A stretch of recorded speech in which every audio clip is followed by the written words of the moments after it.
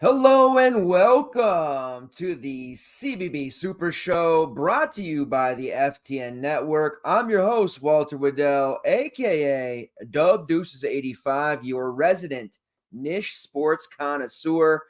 I'd like to welcome all of you new folks checking out the show for the first time, as well as the regulars. If this is your first time, what we do here is cover college basketball from a DFS, prop betting, and straight up all around giving our takes from any way you can make money or just shooting the breeze talking college basketball. That's what we do here for 2 hours every time we come on the air. Try to shorten it down and be efficient, but sometimes I just got to talk. You guys love to hear it. I love to talk it. We're going to have some special guests here. We're going to be going to 4, 5, 6 nights a week during March Madness. I am uber excited. Those of you who are returning and are normally pulling up a seat to check us out, we did some remodeling a little bit. We got some new lighting, but you can find your chair. You can grab your coffee, maybe a donut. We're going to be getting ready to go here. All of you, new and old, please make sure you support us by hitting that like button. It really does help us quite a bit. It drives our views up. And when people are searching for college basketball, anything, especially from a DFS perspective, the Supershow pops up on that list. So I want to thank you guys very much. And also you can help by interacting with me throughout the show and also on the on-demand version, dropping comments. I always circle back around before lock and make sure to get those answered and talk to you guys throughout. All right, we have a 12-game slate. We just finished up with the 4-gamer there.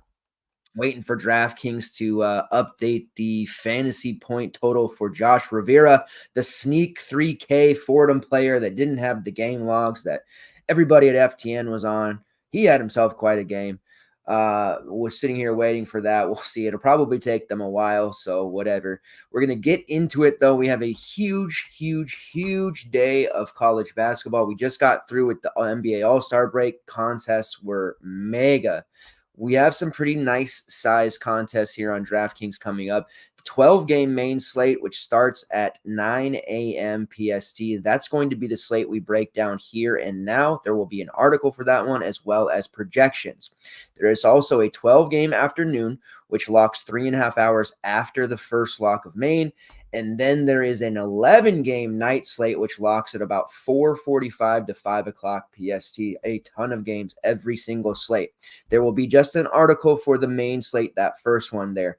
And again, this show is going to primarily be focused on that one as well. However, if you are an FTN member in Discord, especially, we're going to be posting projections for each slate. So all 3 of them will have player pools, cores, and projections. Messing around a little bit with some DVP stuff, but for the most part, we'll post those median projections that you guys have been doing well with and enjoying quite a bit, giving context behind those picks as well, and really helping us find anything that we might miss. So we're being very dangerous with all these tools at our disposal. All right, we're going to jump right in. At the end, after I go game by game for the entire slate, the tried and true method that we do, we're also going to give a 2 to 3 man core. So those are our favorite plays of the slate that you can use to build around in all formats, whether that's head-to-head, double-ups, 3 or 5 mans, GBP, large field, single entry. This is a group of players that I believe in and I'm going to have a ton of exposure to. So that's what we're going to do at the end. We're also going to talk a little bit about PrizePicks. There's 2 or 3 that are really standing out. And any betting opportunities. We have had some funky lines the last couple of days. Just the middle of this week, George Washington was live plus 14.5.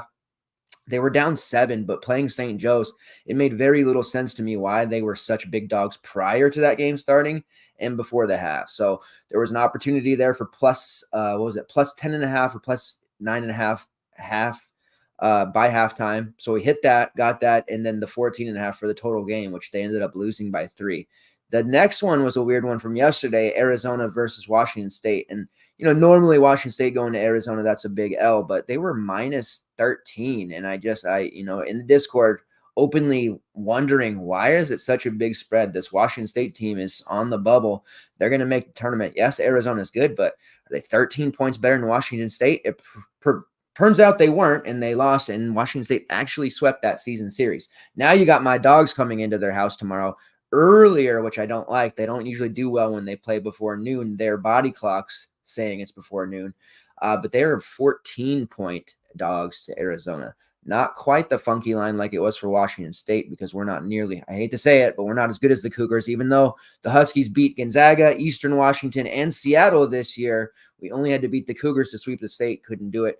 I do think that might be an opportunity for us to bet Washington, though. Unfortunately, can't bet that at my local book, but we'll definitely get that in there and take a look and see what we can do. And this is a game on the slate between America's team, Washington Huskies, and Arizona. All right, with all that out of the way, we are going to dive right in here. Got the new lighting. I feel like I can see it's not so doom and gloom in here. First game on the slate, and it's a doozy of a game. Missouri, one of the worst teams this year in the SEC. Not the worst, but man, it's getting rough to watch them. And Arkansas, who has been a cluster F, if you will, throughout Coach Musselman. Rumors of him going to Louisville and everywhere else. We'll see what happens there. Players suspended. Rumors of love triangles. There's just a lot of wackiness going on here. Arkansas is 4.5-point favorites, a total of 146. Now, I would love to bet Missouri here, but they have just been such a dumpster fire themselves. Coach Dennis Gates is a really good coach, but his roster last year to this year is just such a big difference. He brought some guys with him, last year. They had a successful tournament for the most part. This year's roster, they just haven't been able to replicate. So I don't think we can bet them here, but it's a chance that they win outright against Arkansas. It really just depends. And there's going to be a lot up in the air here for this Arkansas team. We know Trevon Brazile is essentially done. There has been chatter lately on socials about him getting ready to participate in practice, but it makes very little sense to me. I don't foresee a way that he ends up playing anymore this season, or why would he? The season's over for them. So I really doubt that happens. Keon Menafield is day-to-day dealing with a groin issue. He played just 4 minutes against Mississippi State and then couldn't play at all after that. So we'll see what happens with him. I suspect they will take it easy with him and he won't play, but that means he'll probably get in and play 35 minutes off the bench. And then Jalen Graham, who is dealing with a severe shoulder issue. I didn't see, I went through trying to find about his practice status for Tate. It wasn't able to find it before I came on the air here, but it does seem like he is in danger of missing as well. So some crucial pieces here. Now, when you look at Arkansas's last game, there were some changes, which is kind of what always happens when Arkansas on the slate are playing. Devo Davis, who is next to Tramon Marcus, the only two players on the team that we knew can play 30-plus minutes each and every game. You don't have to worry about them.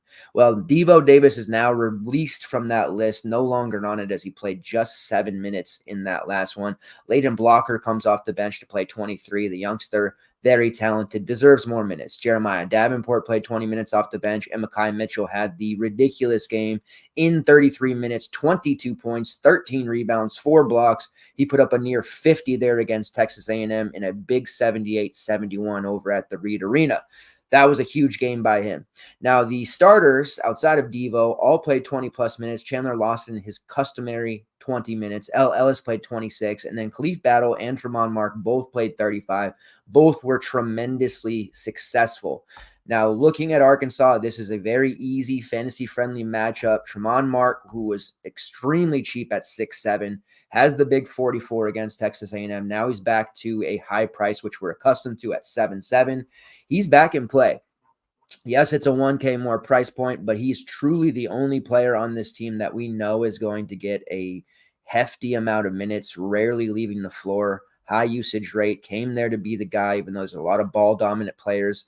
He is going to be a very, very good option here against this Missouri team. If you want to pay that price for him, I do not mind it at all. I think he's an extraordinarily safe option there with still some upside, even though he's 1K more. Have him coasting in at 36 minutes, right around 32 fantasy points. Very solid 4.1x number. We can take it. But really, where we want to go here is 5.2K Khalif Battle. Now, Battle could get rugged at any time. Any of these starters can, but the nice thing about it is he's only 5'2". He has played back-to-back games over 34 minutes. Looks like Devo might be back on his way into, this weird area where maybe he's not going to play as much. We saw, because of the injuries to Keon Menafield, there wasn't a lot of guys off the bench to utilize. They didn't play Denege. They did not play Pinion. Some of these other younger players who barely get minutes weren't utilized whatsoever. So I want to look to Ellis, or not Ellis. I want to look, there are so many names for players here. I want to look to Battle as my main look at 5'2", as long as he remains in the starting lineup and we get clear, definitive news on Keon Menafield's status and Jalen Graham's and keeps their rotation somewhat small. I think we can utilize him at 5'2". And looking at Battle, I have him at this moment projected around 32 minutes. He's nearly 5x at that. So a safe number there, I think, with his rates and what he offers this team. Again, could get rug pulled at any time. If we go into the game with Keon Menafield dressed and warming up and available, that is an absolute disaster, because if Battle's slow or sluggish, then Menafield could come in. Do also like taking some GPP shots on Leighton Blocker. He's very cheap at 3.7. I can't adequately project him for more than like 8 to 10 minutes right now. And so it's just going to be a GBP shot, because if he gets over 20, 25, he's obviously very interesting, but he's jumped in the starting lineup in the past. And even that wouldn't be a guarantee of anything, as we've seen him play as little as 5 minutes as a starter. So I'm going to stay with Battle. I'll have some Mark shares. I'll throw in some GPP looks at guys like Blocker, maybe some L. Ellis, maybe a little Davenport. And then the real decision is, do you want to pay 7.3 for Mekhi Mitchell? Because he has been playing extremely well off the bench. But because of that, his price has gotten to such a level where it's extremely uncomfortable. I mean, 7.3, he's back-to-back 40-plus fantasy point games, both of them on the road. Now he gets a much easier matchup than what he just had going up against Missouri, and they're back at home. It only took him 23 minutes to put up 41 against Mississippi State. Now, he was afforded 33 in the last game because of all the injuries and stuff that they had going on. So I really don't know what to do here with Mekhi Mitchell in terms of giving you advice on what to do. I don't think I would be paying him and playing him in my main lineup, but he's an absolutely fantastic GPP look. Now, if everybody's rushing to roster him, then I think he becomes almost just a fade. Tennessee game, he played 11 minutes. Like, it could backfire in a hurry here. And anyone that's going to be this expensive and this chalky potentially, I don't want to utilize. Now, with that being said, I don't think Mekhi Mitchell is going to be chalky. I think people are probably a little smarter than that and won't utilize him. So it does make him a very interesting GPP look.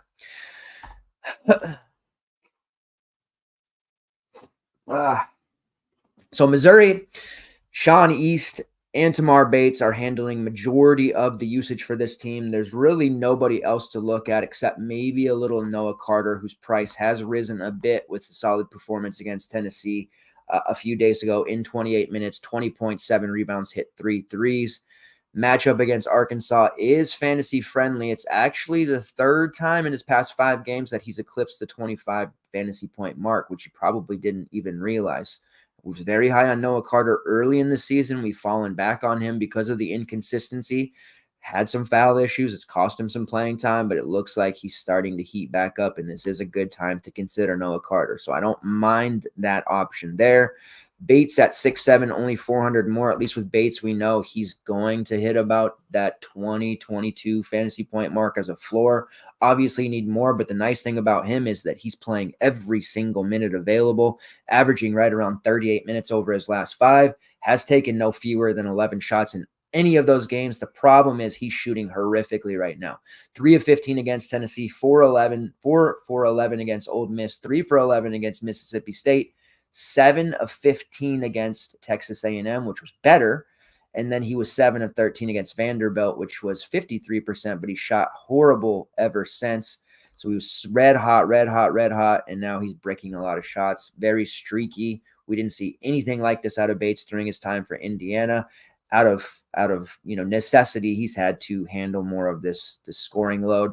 The volume will be there, maybe not necessarily the efficiency. Sean East offers us a little bit more at 7-2 because of his peripherals, and he is a very gifted scorer, an effective scorer, can get to the foul line at any time, racking up points. With this one expected to stay close, East could be in the driver's seat here, and one of those players in the last 2 minutes when it turns into a free throw shooting contest that could go from a 22 score all the way up to 35 in the blink of an eye. So I like Sean East a lot, kind of toying with the idea of using him in a main lineup. But for now, he's just a secondary look GPP guy for me.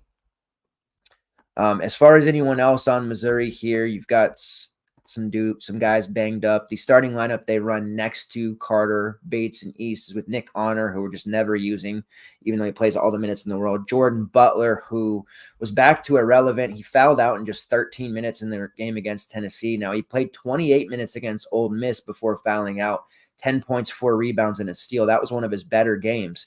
Getting him up over 20 minutes makes him a viable value option, as he has started 5+ games in a row, but you'll notice he's fouled out in 3 straight and 4 of his last 8. So his foul rate is almost above 8.5 at this point, almost 9 fouls per 40. Very tough situation to utilize him. We have seen Maber Majak, who's a 7'2" kid who has played 22 minutes in their last game. Aiden Shaw's getting back into the rotation, and Jesus Carrero Martin is now fully healthy and ready to go. His minutes seem to be trending up as well. It would be just GPP secondary plays on most of these Missouri guys, though. Very ugly team. All right, moving on to the next game here. We have Indiana versus Penn State. Now, Penn State is 4-point favorites here. We'll see. Total of 151.5. With Penn State on the slate, you know what that means. We want to be targeting against them heavily with front court players. Now, Coleman Hawkins could not get his stuff together. He really let us down at a lower ownership. It was a perfect opportunity. Illinois also biffed that game at the end. Major meltdown. Terry Shannon was great at 35 points. Marcus Domask had 15 and 6. Hawkins ended up playing 33, but man, he could not shoot for anything. 3 for 11. Nothing doing, 5 turnovers, really bad game for him. So throw that one out. This is still a phenomenal spot to target against. Penn State is just a sieve when it comes to front court.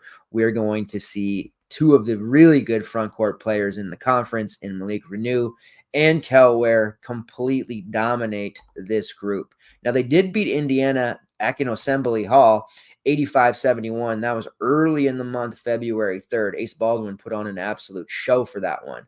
Kel Ware did have 25 and 11. Huge. Malik Renew had 16, 5, and 3, but he did foul out in 33 minutes, and Renew has been a fouling machine here in conference. Trey Galloway had 12 and 6. Kenzie Mbako had 13 and 5. Gabe Cupps did his normal nothing in 33 minutes. And then we saw a little bit of CJ Gunn off the bench. But really, I want to focus majority of my attention on 2 players here for Indiana. They will not be cheap. Renew at $7K, which is still an affordable price. He was 6-1 against Nebraska. Mega chalk. We used him there. We used him against Northwestern as well. He's gotten into some major foul trouble. 4 of his last 5 games, he has been at 5, or he's fouled out. Really tough situation there. If he gets over 30 minutes, he's a great play at $7K. We'll see. On the road, I get a little bit nervous about guys like that are handsy. The matchup against Penn State, again, is elite. He did foul out against them, and he was fairly decent with 25 fantasy points, but we definitely need more on a slate like this. So I'm looking more to Kel Ware. If you can find that 1,300 to get to Kel Ware, he's been cheaper than this recently, but we've seen him up over 9K as well, settling in here at 8.3. This is a fantastic price to pay. He has scored 41 and 51 in back-to-back games against the likes of Northwestern and Nebraska. Fouls, of course, on the road with him can be an issue as well. But I love how he dominated them and played 38 minutes in their prior matchup with Penn State. Very safe option to me, even on the road. I'm going to be using Kel Ware with confidence in everything. Yes, he's a main team play. Yes, he's a core play for me. Right around 36 minutes, very close to a 5X number return there. Ticket up to, 38. He's right over. But I think safely we can play, without fouls, we're getting 36 minutes from Kel Ware, and he's absolutely destroying in this matchup. Trey Galloway's playing every minute at 38 minutes per 38, 39. He's playing the whole game. He's priced at 6'6", kind of a last man in situation there. I think I would rather play Mackenzie and Mbako, but they're both playable options there if you want to use a secondary play or a GPP off from Kel Ware, who I do think might be a little bit more popular than what we saw out of Coleman Hawkins against this matchup recently because of what Kel Ware's game logs will show people that are clicking on them. We did see some more minutes for CJ Gunn in that last one as well. They did not play Peyton Sparks or Anthony Walker. Gunn and Anthony Leal absorbed most of the bench minutes. Neither are very interesting. Gunn at 3.6. If you were to ever like jump into the starting lineup over Gabe Cupps, I might consider it. But for now, I'm playing Kel Ware and walking away. On the Penn State side, we know Kanye Clary has left the program. Demetrius Lilly, who's another of their rotational pieces, he has been dealing with an issue. It's cost him some time, so he will likely also be out. We have seen at 6'4" here, Zach Hicks really take advantage of some of these guys being out and or limited. He has played 35-plus minutes in 3 of his last 4 games and has scored 25-plus fantasy points in 3 of those last 4 as well. Now, I'm not necessarily recommending to play him, but he keeps producing. This matchup against Indiana is fine. He's more of a wing. We like to target guards against the Hoosiers' pathetic perimeter D, but the Zach Hicks definitely playing more like an alpha these days next to Ace Baldwin, and he looks very comfortable in that role, whereas Nick Kieran is more of a defensive stopper, although I will give it to him. He scored 22 real points against Illinois and was an instrumental part of their comeback in that collapse by the Illini, put up 36. It's the second time in 4 games he has eclipsed the 30 fantasy point mark, but he's normally a guy that we're going to look to as a defensive stopper. This is a little bit high price, but it is a good matchup for him. DeMarco Dunn sits there at 4.8. He had some nice games with Clary out. He's fallen back down into a nearly unplayable level. Jameel Brown's probably too expensive at 4.3, but we did see him against Illinois hit some key threes. He took 8 shots. You guys know I've been hyping this kid up the last couple of weeks now. High shot rate, an absolute elite 3-point shooter, just a fireballer. 21 fantasy points in that game against Illinois. He's not starting. Even without Clary, he's probably stuck between 18 and 20 minutes. But this is a really good spot here against Indiana because, again, they don't defend the perimeter nearly as well. And he kind of came on the scene here after some, decent games in the non-con. Really, it's hard to pay attention to those because they're playing lesser opponents and there's non-con heroes. But really, that game earlier against Indiana in which they won 85-71, that's really where people, including myself, started to take notice. In that one, he hit 4 triples, scored 14 real points on his way to 21. That was at $3K min price. That is where we really started to pay attention to Jameel Brown. And since then, he has been an integral part of their second unit, somebody that they utilize to jumpstart their offense when they need. So he's in play here, especially if we think he's closer to 20 minutes instead of 10. Quetus Wahab at 6.3 is a cheap price, but I don't foresee him having a particularly good game here against this front court. Now, he was better than I expected him to be against Illinois. Fouls are always a risk with him. He did have 14 and 7 at Indiana the first time, so there is a merit to him doing well again. But I just don't particularly like the way that he plays, and this style that Penn State plays isn't very conducive for him to be that effective offensively. So we'll see if he can continue to play well, but he's more of a secondary look or somebody that I'm not really considering. And then that leaves us with Ace Baldwin, who's there at 8.3. It's a playable price for Ace Baldwin, but you got to look at it. And the matchup is great. Like DVP-wise, yes, but you have Kel Ware also at this price. It's really hard. It would be hard for me to take Ace over Kel. However, there is merit to using both. Ace did throw down 22 and 8 against Indiana in that win, which almost felt like an upset at Assembly Hall. He put up 40 during that one, and that was during a stretch of 3 straight games in which he scored 40-plus fantasy points, 4 straight over 38. Ace Baldwin's been playing way better than people realize. No Kanye Clary has meant he's had to take more shots. He's not the particularly best shooter. You see a lot of 3 for 12s and 3 for 11s and 4 for 13s. The volume's there, extremely high assist rate, and he fills it up in those peripheral categories. So when he's scoring 15 to 20 real points, that takes his upside, his ceiling to a whole nother level. Also a very high steal rate. He should be able to harass these Indiana guards into coughing up a lot of turnovers. If he scores 20 real points, watch out. This could be a mini game stack bright and early with your coffee in hand on the Big Ten Network, Indiana and Penn State. This could be a really fun one here as stacks are really, really kicking ass right now. All right, next game on the slate, Houston versus Baylor. This one's interesting. Houston 2-point favorites here, 135 total. Usually we don't like to target against Houston, but Baylor guys are projecting pretty well.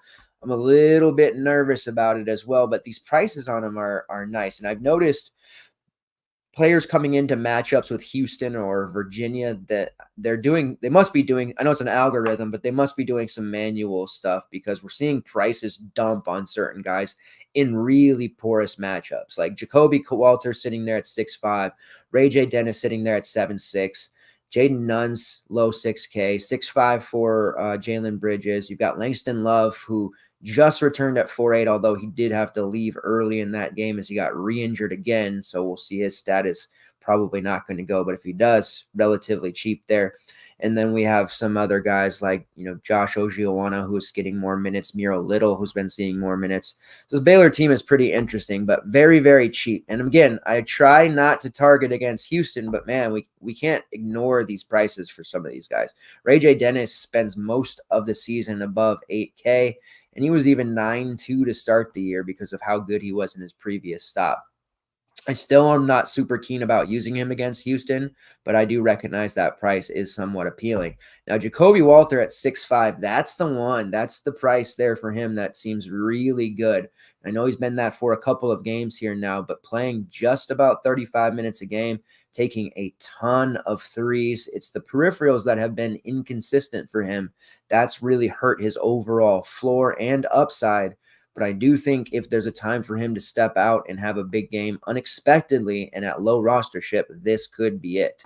Not suggesting using him in your main lineup, but he makes a lot of sense in a queue in which a lot of people will be fading because of the fact that they're playing Houston. And I'm usually one of those guys that doesn't want to play anybody against Houston, but these prices are definitely interesting. Yves Missi, I think he's the X factor of this game here going up against this Houston front court. Foul trouble is the name of the game. If he can stay out of foul trouble and get guys like Francis, Roberts, and Tugler into foul trouble, he's going to have an absolute monster game against this Houston team. Younger player, but he's well polished already. Very good development. He's not going to be backing down here. He has gotten a handle on some of the early season foul issues that he had, but that's always going to be something in the back of my mind when I'm talking about using him. But the price of 6'5" is interesting for him once again. Don't really have any interest in none today. On the Houston side, Jamal Shead has been phenomenal. He's really priced up nearly 9K, but he just keeps churning out big games. The fact that he put up 26, 4, and 6 against a tough Iowa State team really shows you how tough this kid is. Jamal Shead is incredible. Love his game. He has been somebody I've had a love-hate relationship. Right now, I love him. He has been playing well while I'm rostering him, which is something in the past that I have not had much success with. It is a very steep price, and if we're planning to play Kel Ware, well, I am, it's going to be tough to stuff some of these other 8K guys in there, especially if you're going with the 1-2 punch of Ace and Kel Ware. But paying up for Jamal Shead is always a advisable decision if you can make it fit. He's 5th in the Ken Palm Player of the Year rankings, which just shows you how well he's playing. 25.5% usage rate, 24.8% shot rate. He has the 11th best assist rate in the country at 39%, a block rate of 2.5%, a steal rate of 4.8%. That's top 15. Shooting 35% from long range, and he's an 80% free throw shooter for good measure. Jamal Shead is an absolute machine. He is like just tailor-made for this system, and that is why he has ascended so well like he has. If you get to his salary, absolutely.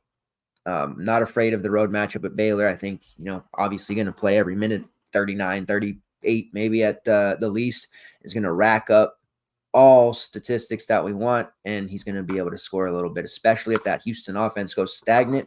They do look to Shed often, a lot more this year than they did in the past. a lot of that has to do with no Tremont Mark.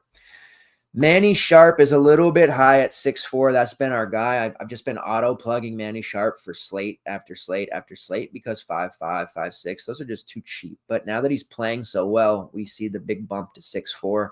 Does still have a relatively low point prop. It's 11.5. He's also got a PRA, which I believe is at 16.5, which I'm looking to go after that as well. Has been honestly the second best player on the team the last 2 weeks, right behind Jamal Shed. He's taken in more of an alpha role. He has scored 15 or more real points in 3 of his last 4. Really looks comfortable out there. Not a big peripherals guy. He does rack up steals, which is nice, but he's mainly going to be scoring. And now that he's at 6'4", it just becomes a little bit tougher there, where we're having a less margin for error, and his overall upside might be just a touch gone. So I'm not auto-locking Manny Sharp in like I have been the last 3 weeks, but I'm certainly going to have him in some of my lineups. LJ Cryer, mostly a shooter. Don't mind him there at 6'1", but I would rather just pay the 6'4" for Sharp. And then you've got guys like Juwan Roberts, who are technically a little underpriced at 6'6". Foul risk on the road, yes. Excellent rebounder, very heavily involved in the offense. Just has to be able to work hard to stay out of foul trouble and get Eves into foul trouble on the other side. Then our secondary options, Javier Francis, who's 5'1". He's played 21 or more minutes in 3 of his last 4. The big thing for Francis is he did have a higher foul rate. Let's see what it is right now. 4.8 fouls per 40. That was over 6 earlier in the year. So he's gotten a better handle on his foul issues that plagued him all of last year and parts of this year. Playing over 20 minutes, he does project pretty well, and he has put up some pretty solid numbers overall. But now that he's over the 5K range right there in 5'1", this is more of a settle value, meaning, he's not bad, he's not great. You're not going to expect some 30 number out of him, but he's also probably not going to torpedo your lineup. So you get into that semi-value range there at 5'1" and you need a forward. There are worse things than Javier Francis, especially with those elevated minutes that he's been playing. And that has come at the expense of our guy, Joe Tugler, who is back to unplayable right now. But if either Francis or Roberts get themselves into early foul trouble, it'll be Joey Tugler who gets pulled right into the mix. And if he eclipses over 20 to 25 minutes at this price point against anyone, he will shatter. So I love Joe Tugler, but he's just stuck behind too many guys right now. Damian Dunn doesn't get any minutes. It's a shame. We know how good he is. Maybe it'll be his turn next year. And then Malik Wilson, who is 8-year senior, has seen his minutes go up here as they get closer to March. Seems like Coach Sampson is leaning on Wilson a little bit more. He scored 20 or more fantasy points in 3 of his last 4. Only problem now is we're talking about his price being 5K, not 3.7. Not exactly willing for me to jump in at 5K, but Malik Wilson is playing enough that it's hurting other players in this lineup, especially Damian Dunn, and to a degree, it's also hurting LJ Cryer. All right, next game on the slate here, Notre Dame versus Syracuse. The Cuse are 6-point favorites, total of 132. Now, betting-wise, this one feels wrong. I think it should be less, but how could we ever bet on Notre Dame with the way that they've played their roster and just the way that they've looked? Probably just a stay away spot, but I don't think right now Syracuse should be 6-point favorites. Unless they're playing DePaul, then maybe they can be big favorites. But I still don't know about this here. Now, Ken Palm does have it 69-61 in favor of Syracuse, so the books tend to agree there. But I think this one might end up being a tad closer. Now, Notre Dame's messed with their starting 5 a bit. They just got done absolutely waxing Louisville at the Yum Center, 72-50. Marcus Burton, Braden Shrewsbury both had solid games. Keba Njai, Tay Davis, and Kerry Booth rounded out the starting 5. Not a lot of scoring for those guys. And then off the bench, we're seeing Julian Roper, Logan Imes, Matt Zona, and J.R. Conizia, who has been ripped away from his starting spot and is now on the bench. Really, for Notre Dame, I don't have a ton of interest, even though matchup-wise, this should be decent enough for their perimeter scores. None of them are just that exciting. Braden Shrewsbury's kind of okay at 5'8" because he's taking so many shots right now, and that is hurting Marcus Burton to a degree, who's probably a little bit too priced up to really be using right now at 8K. Honestly, really like this matchup for him, and I do think he probably is a coasting into 4X here, putting up 30 to 32, so I don't hate the idea of using him. I just think there's an opportunity cost there, and I don't think we're going to have that luxury because, again, for 300 more, I'm getting Kel Ware, in which I think he could feasibly put up 50, 55 fantasy points. Like, I'm that confident in Kel Ware for this slate. So it's going to be tough for me to fit in Marcus Burton. If I want someone from Notre Dame, I think I would pay the 5'8" for Braden Shrewsbury after seeing last game. He's going to have to take a ton of threes to get there again, but we know he's out there to do one thing and one thing only: shoot the basketball with no possible way of him getting benched for a bad shot. Not saying it's nepotism, but it's nepotism. Tay Davis, his minutes have been up. I really like Tay Davis, super raw. He needs to get a coach that's really like an assistant coach that can develop him as a post scorer, but he's okay at 4'9". At 4'8", you have Kerry Booth. He looked pretty good in that Louisville game, but everybody does against Louisville. So we'll see here against Syracuse. Theoretically, he should be able to grab a ton of rebounds against the Syracuse front court, but fouls are really on my mind. They're plaguing me, and all these road bigs who are kind of fringe plays, I just don't think it's optimal right now to mess around with those guys in a main lineup. So I probably won't use any of those guys.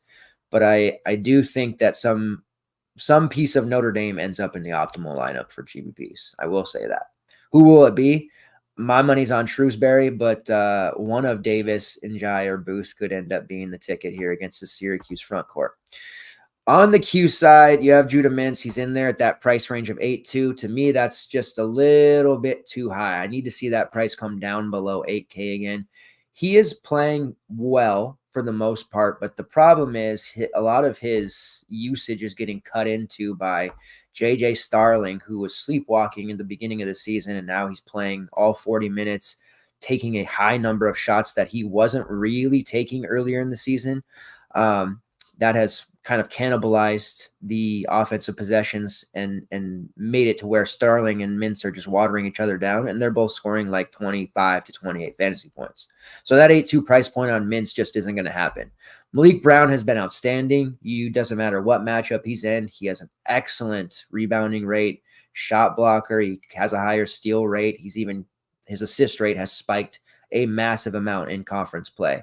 So he can contribute in a myriad of ways. Not the biggest scorer because Starling and Mintz are taking so much of that usage, and Chris Bell, who suddenly transformed himself into Reggie Miller. So it doesn't leave a ton of shots. You see he's taken 2 shots, 5, 4, 3. There's just no attempts there for him. Also foul risk there for Malik Brown, but at home I feel a little bit less worried about that.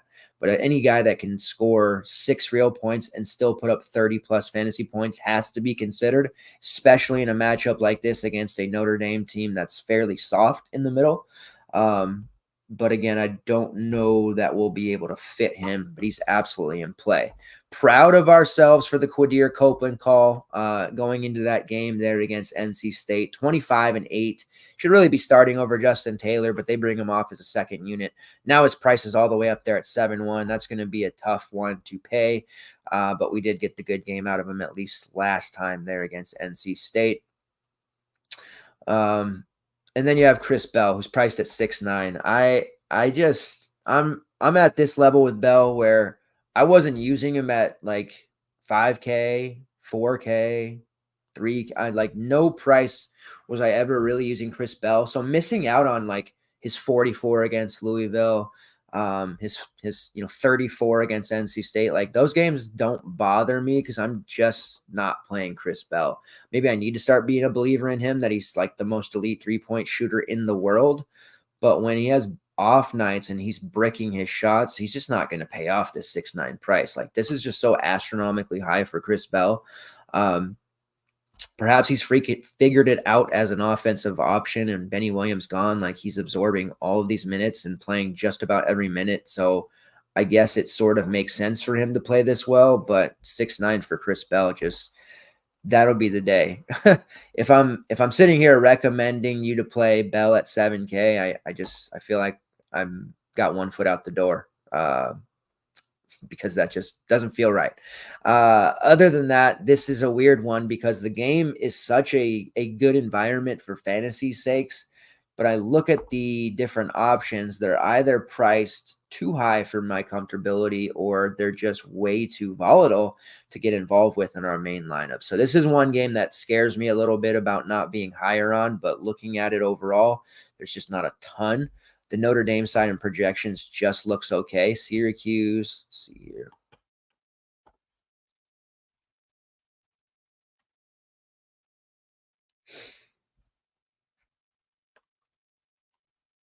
Yeah, like Malik Brown at 35 minutes over 4x, and he's really the only one I have at value. So it's just not a real good game. I think Quadir Copeland is worth a GPP shot there just to see if he can heat check. But other than that, I'm really just not feeling that great about it.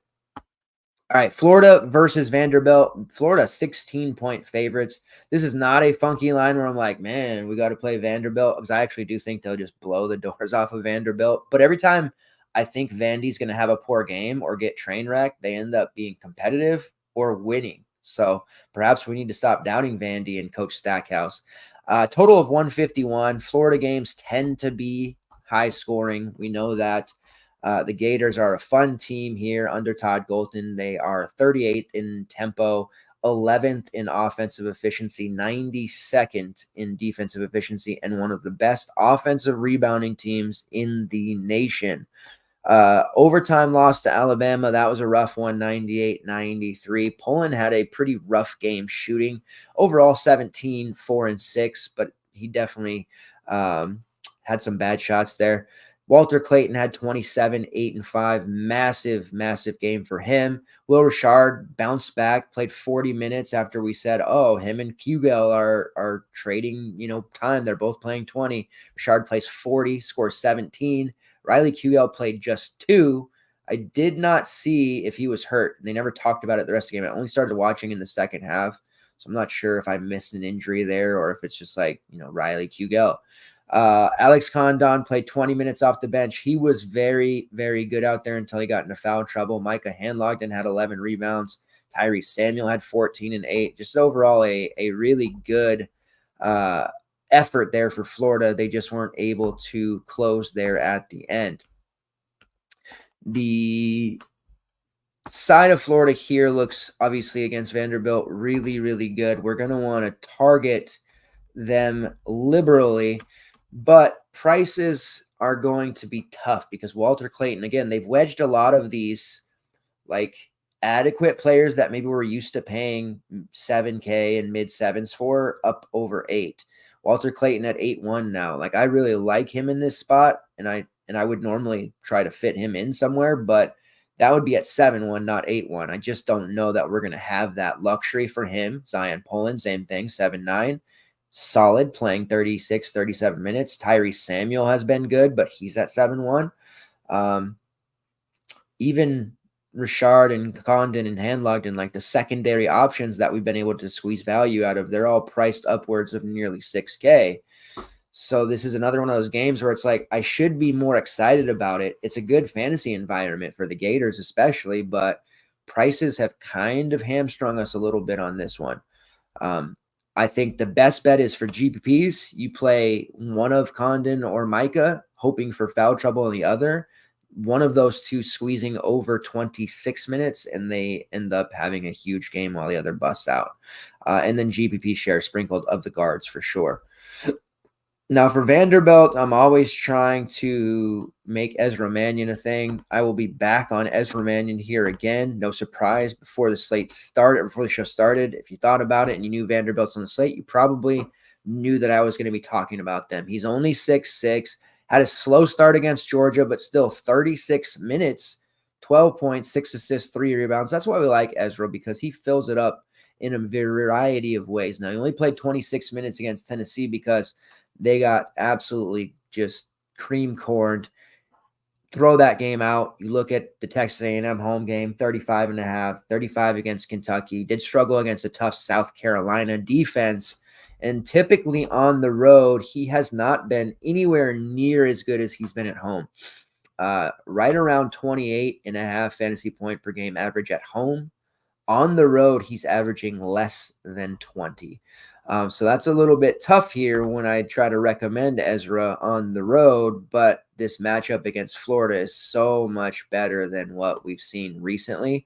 And you go back to a similar opponent, at least stylistically in pace, LSU, back on January 9th. They lost that game. It's irrelevant.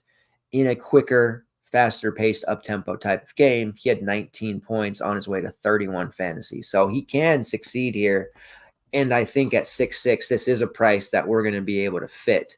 Now we have to be ready for some first half struggles. We got to get our tilt hat up. We got to fill up our tilt reserves and be ready to tilt the Discord, because it's going to take some of you out there, Jamie and Adam, and some of you guys that are always in the Discord with me. It's going to take a group collective effort to get Ezra Mannion past any first half struggles, but I'm confident that we can. Now, looking at Tyron Lawrence, that price is real cheap. So I don't think people will really be on Ezra Mannion, even though I want to have heavy exposure there. I think the pricing will dictate folks to look towards Tyron. Now, Ezra's playing more minutes.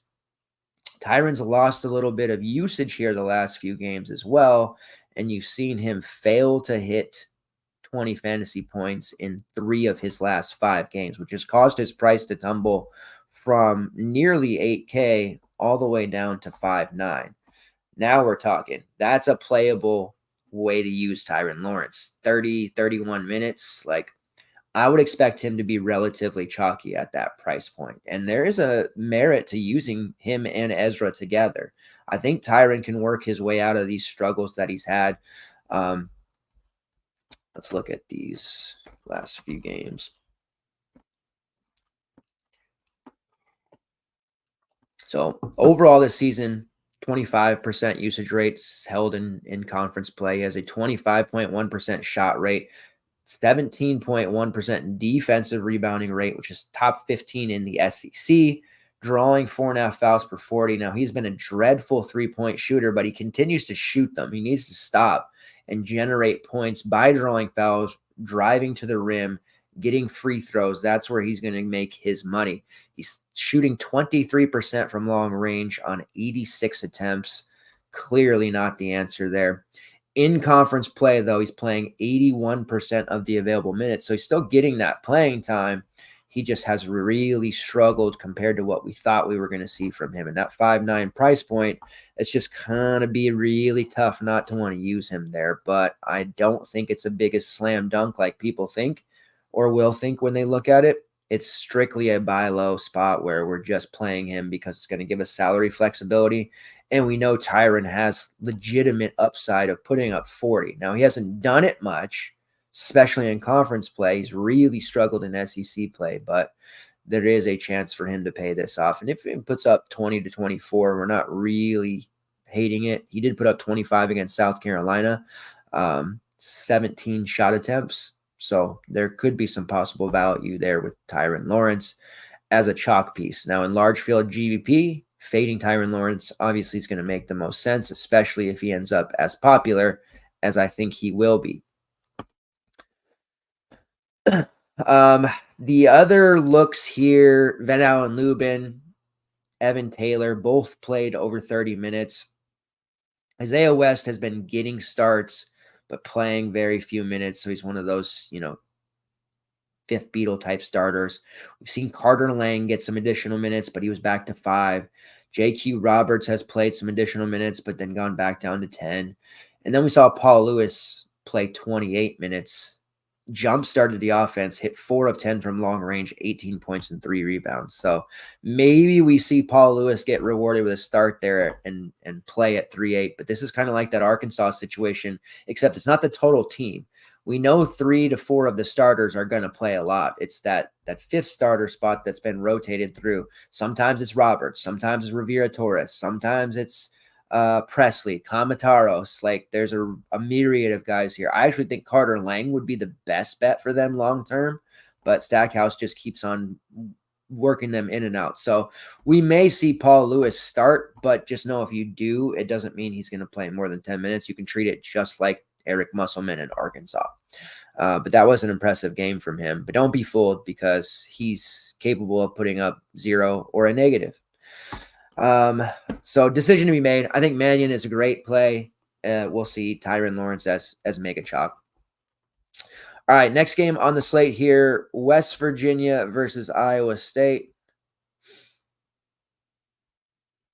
Is your PrizePicks tool good? I want to get it. Yeah, so for the, like, we have, let me tell you real quick. Let me start, Bar. We have, like, the most amazing analytics team, and I know every site's going to say that about their analytics guys, but we have, like, a ridiculously, especially when it comes to NFL and NBA, like, hit rate, and compared to other sites, that is something that Alex Blickel tracks, who's like the Rain Man of this stuff. Yes, it's very good. It has a very high success rate with, you can, like, look at subs and posting and all that stuff. I would highly recommend that you try that. It is very, very good. And lots of stuff happening here with CBB to be included. What's up, DGen plays? I love DGen plays, man. What do you got? You got something that you want to drop? And then Ryan says, thanks for the stream. You give great content. I appreciate it, man. I know I, like, get rambling sometimes, but, you know, I just love talking about hoops, and I appreciate all the continued support you guys show me. And at the end of the day, as long as we can churn out some profit together, we're all happy. And I'm one of those rare birds as a content provider that if I have to sacrifice my own stuff sometimes and you guys are winning and showing me green screens and winning tickets, like, that is exciting for me. I'm very happy about that. That's ultimately a success for me, and when you guys are successful. So it's one thing to be like, yes, I won a tournament, and obviously you want to do that. I want to win money that way, but, like, it hits different when somebody comes to you and says, hey, I just won this, $10K because you gave me this 6% on play. Like, I love that shit. All right, let's get to the West Virginia and Iowa State game here. It is a 18-point spread for the Cyclones. Now, as I'm looking for these, large spreads, where can we find one that's not, not broken like that Cougars line was? This is one I'm probably not going to touch, because it's really hard to trust West Virginia, although they have beaten some teams recently that I really thought they shouldn't have, and I don't even think they thought they could have. Total of 144.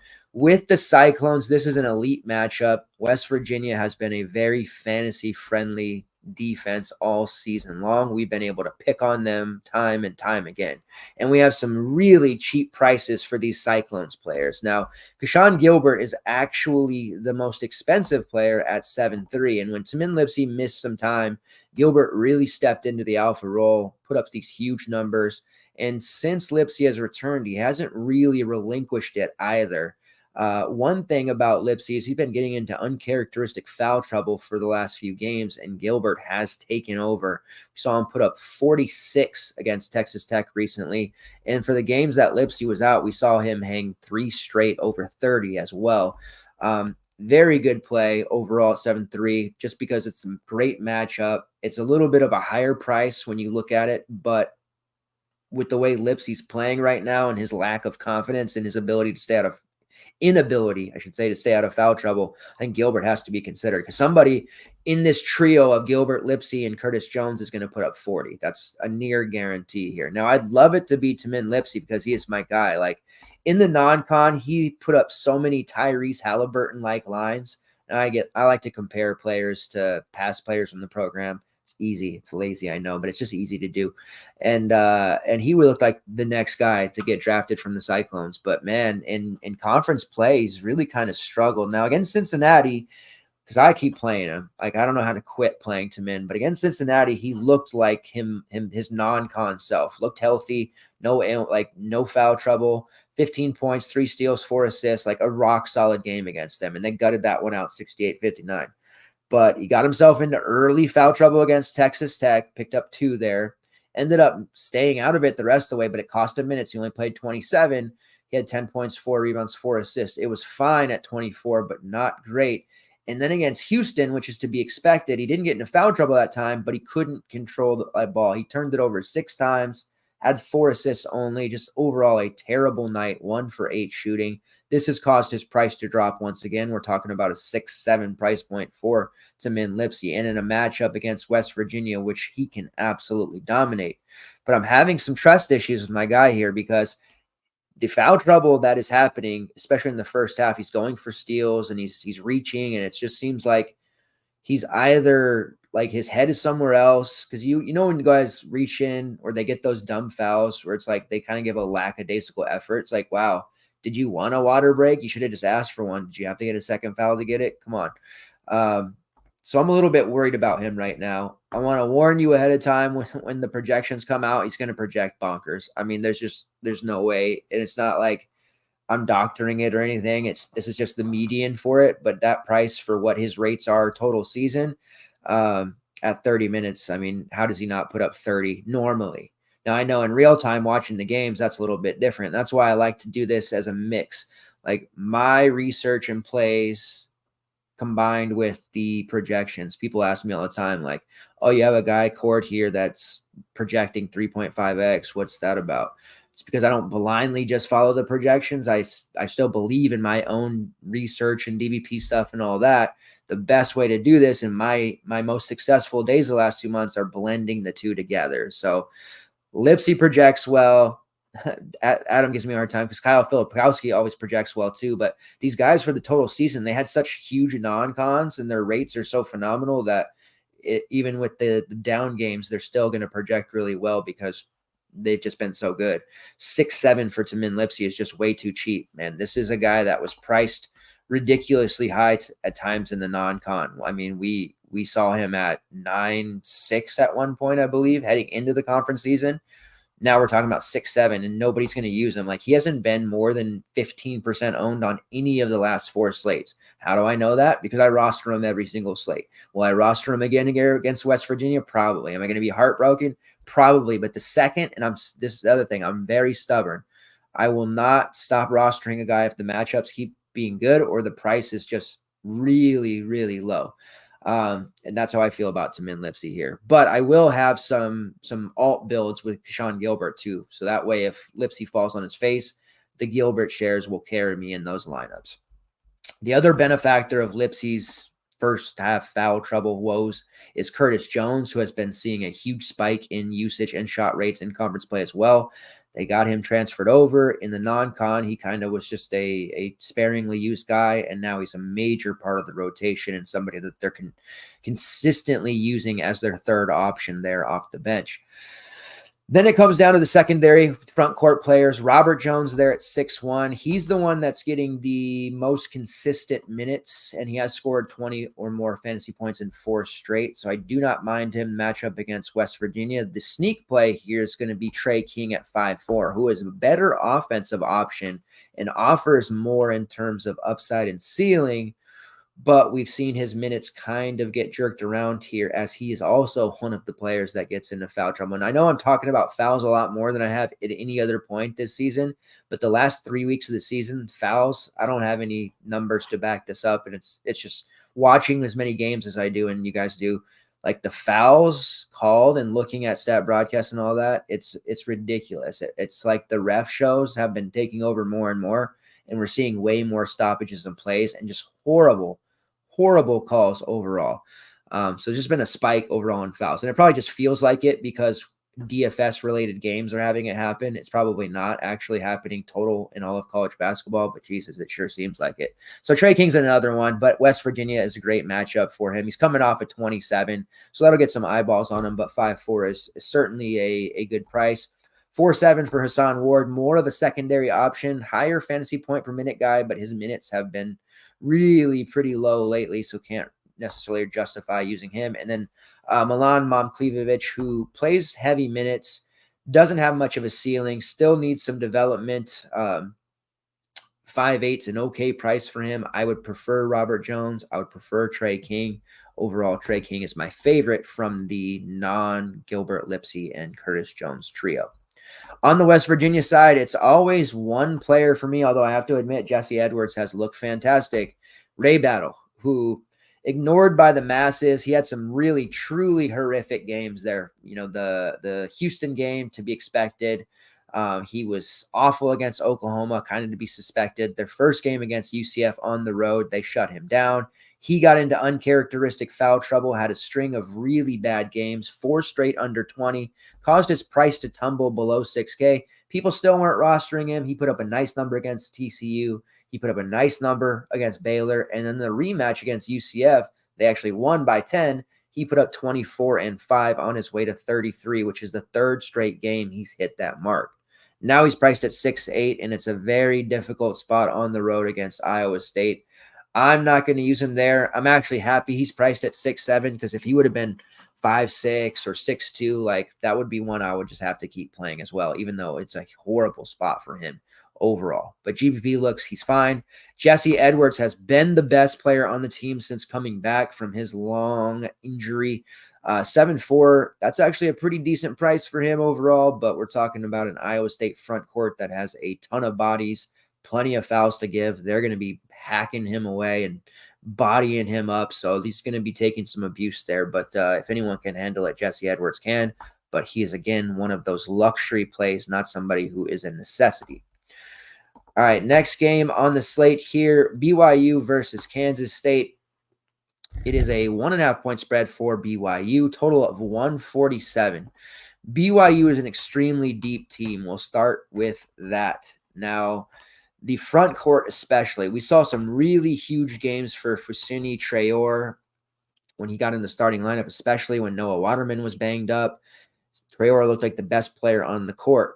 For fantasy, he is the best player on the team. His numbers, everything are elite. The problem is with Ali Khalifa healthy, Noah Waterman healthy, Richie Saunders healthy, the minutes are just not there for Fousseyni, and they continue to play this deep forward rotation regardless of how well he's played. So the way that Coach Pope is running this rotation, it's just like, it's the system, not the guy. So even though Traore would be amazing on another team where he could just ISO or have like 35% usage rate, that's not going to happen here for BYU. Can't use him unless he starts. He'll have games off the bench where he puts up 40. If you want to have some throwaway GPP lineups for that, fine, but he's just not going to be a main team play as a non-starter. He played 12 minutes in their last game there, which was a win over Baylor 78-71. But then you go back to Oklahoma State, in 21 minutes off the bench, he had 17 and 4. He can quickly fill it up. And you go back to his 2 starts in 31 minutes against West Virginia, 24 and 9. In 29 minutes against Oklahoma as a starter, 21 and 5. So there's no doubt he's good, but we can't use him right now. It also means it's tough to use Noah Waterman, who starts but plays about 20 minutes. Ali Khalifa's had some big games, especially last time out, but he's going to typically be stuck in that mid-20s region as well. And the same thing with Richie Saunders. So the front court is cannibalized. And Jackson Robinson they use as a tweener 3-4, who's also wedged in there for 25 minutes. I do like Jackson Robinson a lot, but it's hard to use him right now as well. So that leaves us with 3 players on this BYU team that we can reasonably use for a main lineup. I'll start with Spencer Johnson because I know a lot of you guys like the narrative streets, and so do I. I'm pretty superstitious like that. He's questionable on DK, but he's not questionable. He did travel with the team to K-State. His wife was ready to go into labor at any time. She did the motherly and wifely thing and had the baby yesterday. So that means Spencer Johnson was able to fly out with the team or whatever. Fly, drive, I don't know if they were on a bus. I don't know that far. I just know he's with the team. And he's going to play. So I would love for them to keep that questionable tag on him to keep his ownership down. I suspect in the morning they'll remove it. But narrative, a day or two after your kid is born, you want to go out there and show out a little bit. He's priced at only 6-1. It is a pretty solid individual matchup against that K-State perimeter. We're talking about a guy who doesn't jump off the page for, any of his rates. He's got about a 22% usage rate, which is solid. He does have a 21% assist rate, shoots about 30% from long range on 115 attempts, but something tells me he's going to show out here in this spot. So looking at Spencer Johnson for sure. Dallin Hall sitting there at 6'2". That's pretty cheap for him as well, but I do think he takes a back seat. although he has been the alpha for majority of the season for them at the perimeter spot. And then Trevin Knell, who missed some time. I felt like it was only a matter of time before he got in the starting lineup. We talked about that a few weeks ago. He did get back in the starting lineup. He's been solid as well. His logs, again, aren't going to look too sexy, but we have seen him play 27-plus minutes in 3 straight games, which includes 27 shots taken in the past 2 alone. Prior to him missing time, he was a much bigger focal point to the offense.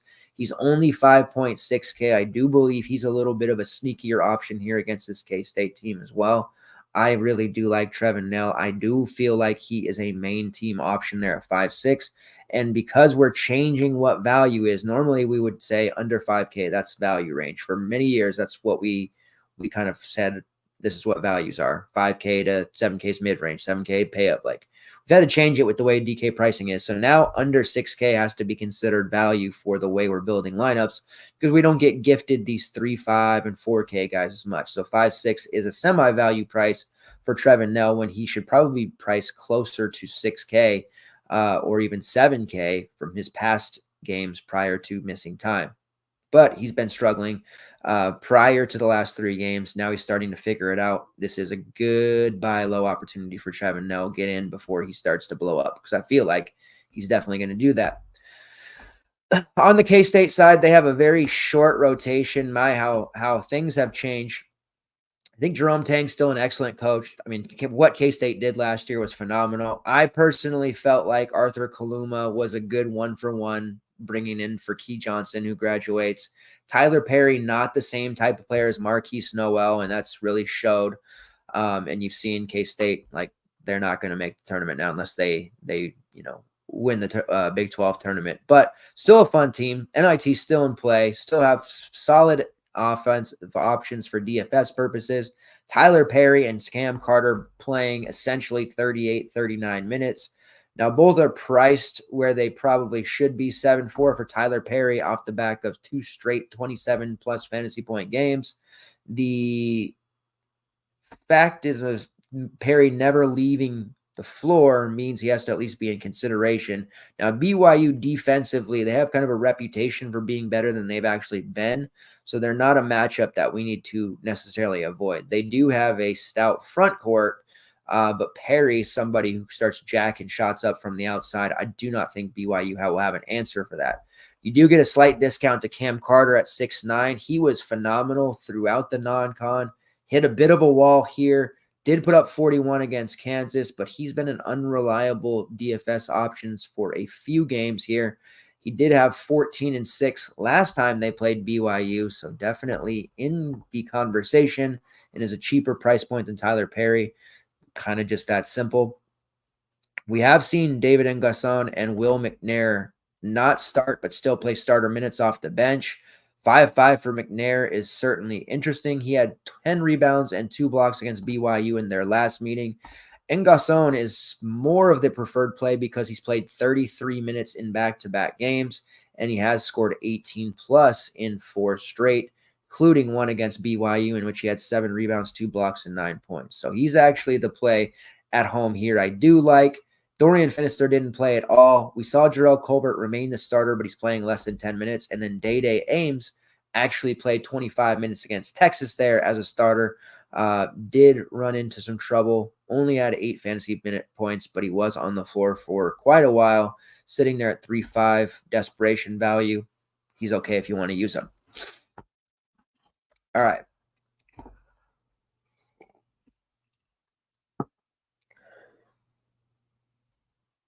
Okay. Lipsy and Man. Yeah, man. Those are 2 guys that we just keep on rolling. They're just too cheap. So, I'll be ready for both to be in foul trouble here. All right, NC State versus Boston College. It is a 4.5 point spread for the Wolfpack, total of 149. Now, we have the resident NC State aficionado, super fan, Alex, a.k.a. Aquasaw, in our Discord. He lets us know everything we need to know about NC State.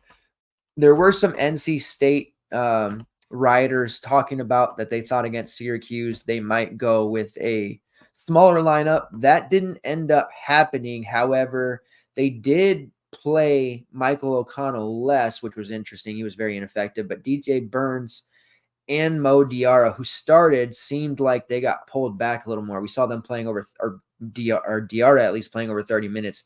He ended up playing 26 and had a pretty solid second half, but Jaden Taylor played almost 30 off the bench. And we did see Dennis Parker actually peel himself off the bench there for a bit as well. So there was some merit to that talk about them going a little smaller there. We'll probably continue to see Taylor play those big minutes. He offers them a little bit more than Michael O'Connell, who's been more of a facilitator. And then we've seen DJ Horn dude puts the team on his back. It was a 1-on-5 situation against Syracuse at 32 real points there. When it comes to NC State, this particular matchup against BC, it's obviously elite. BC has been bleeding fantasy points to multiple positions all season long. 8-6 is a very tough ask for DJ Horn, but it wouldn't surprise me and it shouldn't surprise you if he hung 50 on them. So if you're doing the MME thing, I definitely want to sprinkle him around some places, but 8-6 is just it's appalling to me to pay that for him. But Jesus, after seeing last game and the way he carries the team, it's hard not to want to have some exposure. Diarra's a little pricey at 6-1. If he continues to be a starter, I'm interested. Now, we saw him play 33 and 34 minutes in back-to-back games against Clemson and Wake Forest there. Again, there was talks of him maybe not being a starter for Syracuse, but he did stay in and play 26 solid minutes there. 7 points, 8 rebounds, 2 blocks. This price is going to make it a little bit tougher. But again, if he remains a starter, then I have to, projections-wise, put him around 30 minutes, and that does pay off for him here in this matchup. So there aren't a lot of guys on BC that can deal with his versatility either. You have the bulkier DJ Burns there. He seems to be just playing the 24, 25 minutes. That's going to continue. He has looked a lot better lately. They've leaned on him. He's hitting shots. We saw him go through a very big cold streak through the middle of January. Now he's starting to be more of a consistent option at 6'2". Again, an appealing matchup here. And he scored 23-plus fantasy points in 4 of his last 5. So you can utilize him as well. If Diarra were not to start, I would probably prefer Burns. Diarra as a starter, I would prefer him. Jaden Taylor's cheap at 5'6". Would really want him to go back in the starting lineup before considering him, but he has a ton of talent. Big offensive option for this team. Does contribute in multiple categories here. And this would be a get-right spot here against BC overall. And then that would pretty much be it. I'm never using Casey Morcell. No time to go into why. Those of you who have followed the show for years know why. O'Connell was somebody that I actually used in some places last slate, and he got rugged for 16 minutes. So really can't consider using him even as a starter too, just because when they get into physical matchups, I don't think he can stay on the floor. Not necessarily that this will be one, but he's a little bit volatile with those minute situations here. All right, at 8.5, another guy in this price range, Quinton Post, high usage rate, high rebounding rate, high block rate, high everything. He's just a stud of this program. We know we can count on him for at least 30. Gets a bit handsy sometimes, especially in road matchups. This is going to be a difficult test for him against NC State because they have the type of physicality that could really bother him. I would be worried about some foul trouble here with Quinton Post. He has been better about it this year than any other season in his career, but this is just asking for trouble against this NC State team. Now, his fouls drawn rate is 4.5. His fouls called rate is 3.6. So again, he's done very well with keeping himself out of foul trouble because he used to be well over 5, well over 7 during his time at Mississippi State. He's done a lot better job with that. Hasn't been as aggressive on the rebounding side either. I do worry about him on the road against the NC State front court that won't back down. One nice thing about Post, though, is his versatility. He can hit threes. He's actually shooting 44% from long range, which puts him in the top 50 in all of college basketball on attempts, or more than 50. He's taken 79 attempts so far this year. So he has that in his pocket to step out. Makes it a little bit difficult for someone like a Burns to guard him out there. So we could see him put up a big number, at least scoring-wise, but I do worry about his peripherals for this matchup. So he's more of a second-tier play for me instead of a priority. They've really kind of winded down and moved their rotation into a much shallower pool. We saw them playing 10, 11 guys earlier this season. Chaz Kelly got his chance to start. Now they've really condensed things down. We're seeing Claudel Harris, Mason Madsen, Jaden Zachary, Devin McLaughlin, and Q Post all play 30-plus minutes as starters. And then we're seeing Prince Aligbe, who's still not quite healthy, it appears, Donald Hand, and Chaz Kelly absorb any of those scraps and leftover minutes. So we want to stick to the starters with this team. I still really like Claudel Harris. I felt like Harris was just like such an elite play in their last game.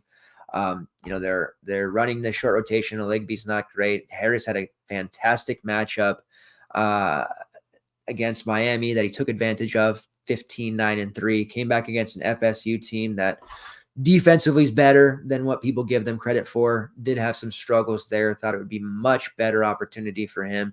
I do like this spot for him against NC State, but he's not priced very reasonably at all at 6'6". Same with Jaden Zachary at 7K and Madsen at 6'3". They're all just priced pretty much on the line of where they should be. As far as early projections go, let's see. Predictably, Post is over 4X. McLaughlin right on the line at 32 minutes. Madsen right on the line of value at 31 minutes. But everyone else is pretty ordinary. So overall, not the best spot to be targeting Boston College guys. All right, next game on the slate, Duke versus Wake Forest. Wake Forest 1.5-point favorites. This is a must-win game. No pressure for Forbes and the boys, but this is a must-win for Wake Forest. Total of 150.5. Now, Wake Forest, they were very high. Like, this was a Ken Palm darling team. Like, big expectations for Wake Forest. Coach Steve Forbes is amazing. He's great developer of talent. There's no doubting about that. Took Alondis Williams, who was a role player from, Oklahoma, into an ACC Player of the Year. Last year takes Tyree Appleby, who was above a role player for Florida, but more of a facilitator, and makes him an absolute stud. Like, he is such a great developer. Hunter Salas, who's stuck on the bench at Gonzaga. Now he's one of the most prolific scorers in the ACC. Like, just such a great coach, and there's a reason guys want to play for him. The problem is they haven't been able to close. They haven't been able to win enough games. They're continually on the bubble. This is a tough spot for them. Again, a lot of big expectations for them. They did lose on the road to Duke 77-69 just a couple weeks ago. They lost by 2 to Virginia on the road. Again, close losses. Last time they played Pittsburgh, they did blow their doors off at home, but you go back to their road game against Pittsburgh, they lost by 5. They lost by 5 on the road to Florida State. Like, just a ton of close losses that they've dropped. This is about as close to a must-win as it gets. Looking at the rest of their schedule, they have Duke on the road against Notre Dame on Tuesday. They follow that up with a road game on Virginia Tech next week. Not going to be an easy one. Then Georgia Tech at home, then Clemson at home. So Notre Dame and Georgia Tech are gimmies, right? Virginia Tech is tougher than you realize on the road, and then a home game against a tough Clemson team. That might be a Clemson versus Wake Forest, like, winning you're back on the right side of the bubble game. So that'll be a fun one there on March 9th. But this Duke game, definitely a must win. Ken Palm has it 76-75 in favor of Duke. I'm personally, I'm as big as Duke hater as everyone else, but this feels like such a great spot to get money down on Duke. Would have loved to see it even bigger, like 3 or 4 points, but I think taking Duke straight up is probably the right bet here. But Wake Forest, you'd back somebody in a corner like this and they got to win. But I worry about their inability to close. With Duke, they got Tyrese Proctor back last game. He was one of the injuries. He's in concussion protocol. It seemed like he was going to miss. We've been talking about this in Discord lately. Like, guys who are doubtful end up playing like 30 minutes. Guys who are probable end up being out. Just kind of one of those funny things. But he did play 23 minutes against Miami. It was a major blowout. Miami completely overwhelmed. In those 23 minutes, he was fantastic. 12 points, 3 rebounds, 5 assists. Hit a couple threes on his way to 26 fantasy points. He's only priced at 5'8", so I would think he gets closer to 30 minutes here. That will negatively impact Caleb Foster, whose minutes will go down slightly. Still a heavy part of the rotation, but he's no longer going to be a viable value guy for me with Proctor around, especially when he's less than 1K more. Jeremy Roach is still a rock solid main team or cash team type of play at 6.5. He doesn't excite anyone there, and I don't necessarily think I'll land there for my build, but this matchup against Wake Forest is good from a perimeter standpoint. We frequently see other guards get into scoring contests with Hunter Salas and Boopy Miller. Don't be surprised if Jeremy Roach puts together a really strong offensive outing here. So I do like him to a degree, but GPPs wise, probably not looking there. Jared McCain to me he feels expensive at 7.8. Like we said, okay, he hit 1,000,000 threes against Florida State. He's not going to do that in the next game. Didn't need to. He shot 1 of 6 against Miami, but you saw the downside there. If you paid 8.2, he absolutely just hurt you in a real bad way. Now, he put up 39 against Wake Forest, like I said, just a couple of weeks ago, 17, 10, and 4. Matchup-wise, it's fantastic, but I just don't know that I can pay that price for him. And then Kyle Filipkowski, who is going to project extremely well, as he always does. He's only 8.1. He's been chalk for weeks now because the price, he's been 9K most of the year, and now we're dealing with 8.1 prices. It's just silly. He put up 11 rebounds, 21 points, 2 blocks against Wake Forest in 38 minutes last time, put up 44. How do you not start your builds with Kyle Filipkowski? I don't know. Foul trouble, I guess, but I don't worry about that with him. And then Mark Mitchell. In lineups that fade Filipkowski, you need to play Mitchell. He also threw down a hammer of a game against Wake Forest, 23-8 on his way to 37. I like Mark Mitchell. He's an unsung, ignored by the masses type of player, but he is just such an important piece of this Duke team. And when it's not clicking for others, he frequently will step up, only when it comes to the back against the wall situations, but he's very good. Multiple Duke players in this matchup definitely intrigues me, like a Roach flip or a Mitchell Proctor, something like that. But I'm going to have probably multiple Duke guys in various MME builds. For Wake Forest, Hunter Salas, his price has come down slightly to 7.4, making him a playable spot. He scored 36 against Duke last time. He's going to play a ton of minutes. You know what you're getting with him, high usage, high volume guy. We're getting discounts on Boopy Kevin Miller, who finally had a nice game there against Pittsburgh, 18-3. That's brought his price up to 6K, still a very playable level. He wasn't very good against Duke in their first meeting. He went through some shooting woes there. It was 1 of 7, 3 of 8, 3 of 9, but he did make 7 of 12 against Pittsburgh, so perhaps he starts to be more of a relevant DFS player once again. He was putting together 32, 35 with real consistency all through non-con in the beginning of conference play. He's gone through some struggles now, but I do think we're on the verge of seeing him have a breakout slate. It could be here. Cam Hildreth at 6.4, shutting down the haters. He had a big game against Pittsburgh. I don't think I'm going to be using him at the 6.4 price. That was the one buy low spot for him. He was really consistent for us last year, but with Miller and Salas around, it stunted his offense. Now, he has a ton of other stats he contributes in, but it's not enough to typically pay off this over 6K price because he's just not going to get enough shots up.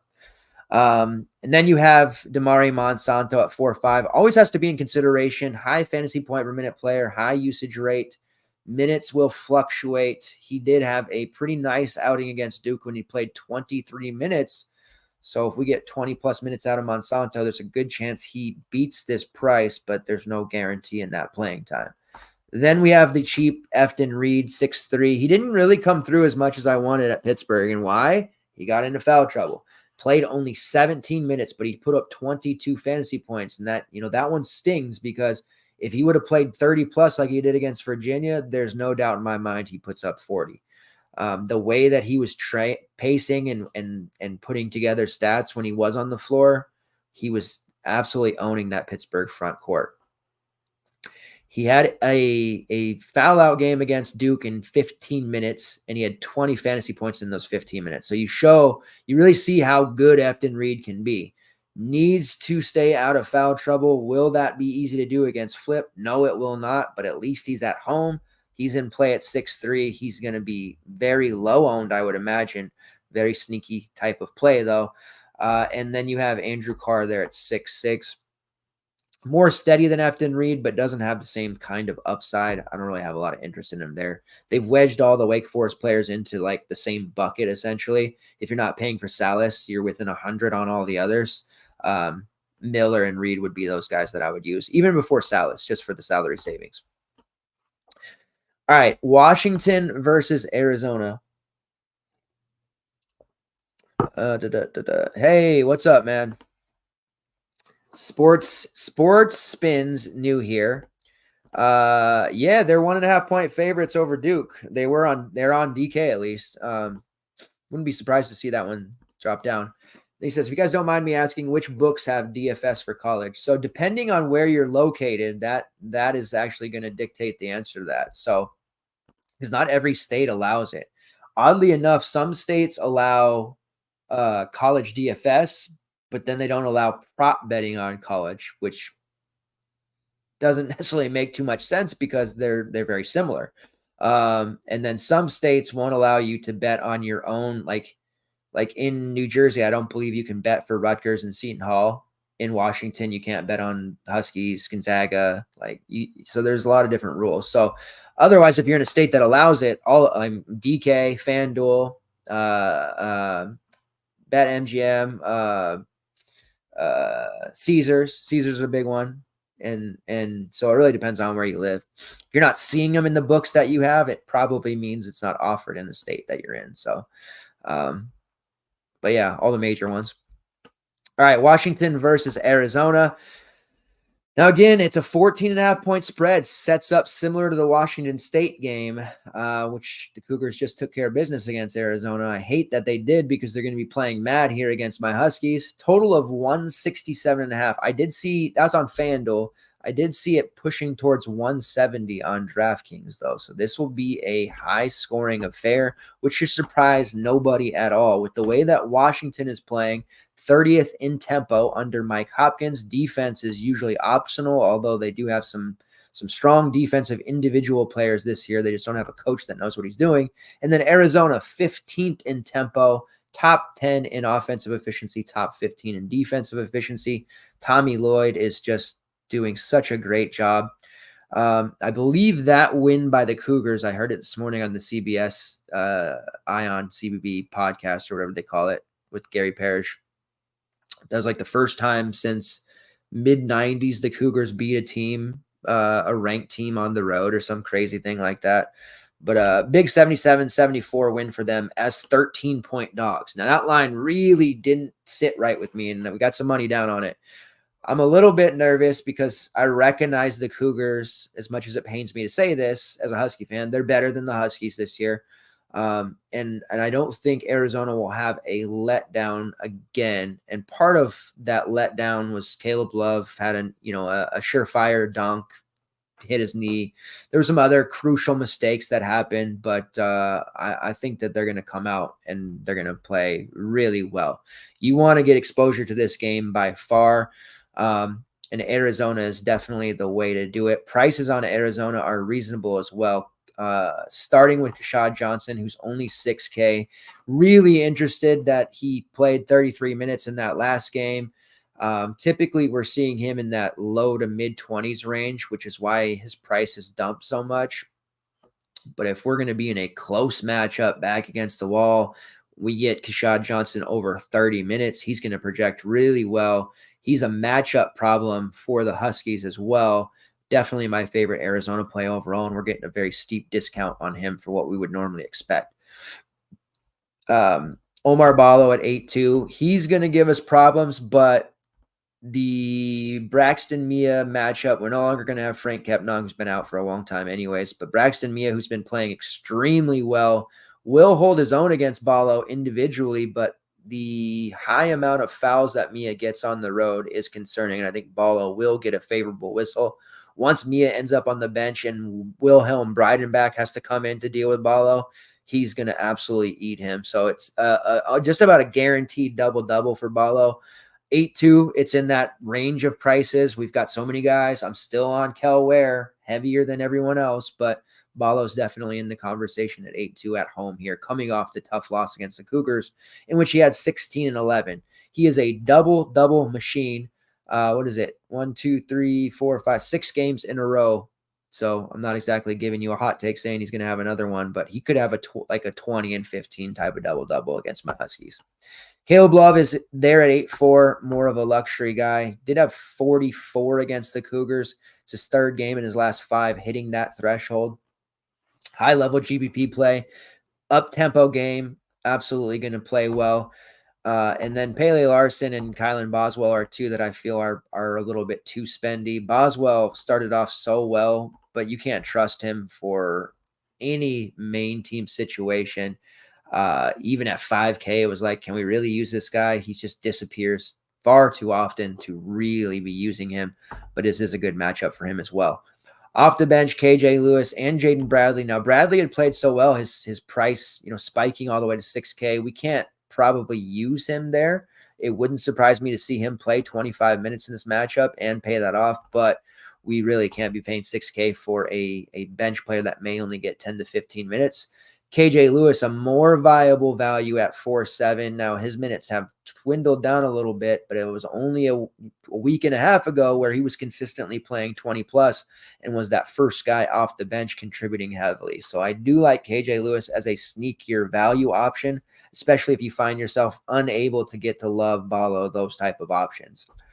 On the Husky side, this one's a little bit difficult. The prices are great for Severe Wheeler and Keon Brooks going up against Arizona on the road. I don't love Keon Brooks individually in this matchup. I don't think his rebounds are going to be there going up against that Arizona front court.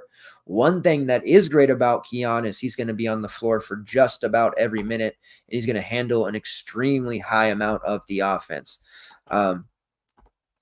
During conference play, his usage and shot rates have ballooned to an extreme number. He's 7th highest in the conference at 27.1% usage rate, 6th highest at 28.2% shot rate, has a combined rebounding rate of 22%, block rate over 2.5%, and he's drawing 6 fouls per 40. He butters the biscuit at the line. He draws a high number of fouls. We're going to need him to attack the rim often and get guys like Ballo out of the game, and that is going to be an interesting matchup, him and Kashad Johnson. He's also shooting 37% from long range, 55% on 2-point field goals, which is 17th best in the country. He gets a lot of shots and easy ones in the paint. That is why that number is so high. Very gifted and has basically the full reign of the team. Then Severe Wheeler, who I do think is more playable just because he's cheaper, but also is going to have the ball in his hands a lot. They're going to need him to break down the Arizona defense. He did struggle a bit against ASU.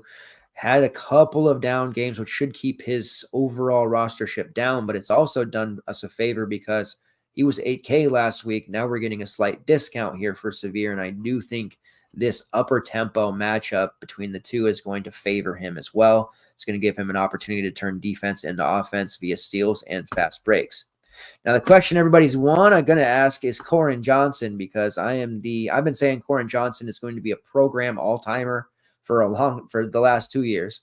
And you're seeing it. He played 35 minutes against ASU, obviously had to put the team on his back there a little bit as they nearly collapsed. But another huge performance, 36 fantasy points, 17-7. Against Cal, he had 16-4, and then against Stanford, he had that 30-piece, 46 fantasy points, 36 and 23. Obviously, that's caused his price to jump way up. We're still talking about a non-starter. Unfortunately, they start Paul McKay over him, even though he should be starting at this point. But it is good to have Koren come off the bench because it gives them an offensive punch. He's mainly in the early part of his career been a defensive stopper, and that's why he was afforded so many minutes early on. His shot wasn't great. His offense was unpolished and unrefined. This past 2 months, he's really turned a corner with his development. Now, not only is he a really strong on-ball defender, but now he's able to just score at will. Probably won't continue. Now, have to consider it was against Stanford, Cal, and ASU, 3 of the weaker defenses in the conference overall. On the road against Arizona, this is going to be a tough spot. 6.4 is a very high price. So I'm probably backing off of Koren slightly, but I want to have exposure still. Braxton Mia is For me, he's going to be unplayable at 6'2". He had just a massive game against that ASU front court. He really owned them in their earlier matchup as well. He has kept his fouls in check over the last 3 games. Not something that we normally see. Huge, huge, huge foul risk. The minutes could easily not support this price if he gets into we're talking 2 fouls in 5 minutes, 3 fouls when he first comes back in the second half. 18 minutes at 6'2" is a complete disaster. I would rather just pay for Corin as a non-starter. Braxton's been starting because there's no Kepnong, but there's way, way too many risks there, just so we're on the same page with Braxton and Mia. Paul McKay, he's been playing huge minutes. He's actually been playing pretty well. I don't know that he warrants using, but he has looked much, much better. His Huskies tenure has been kind of a disappointment.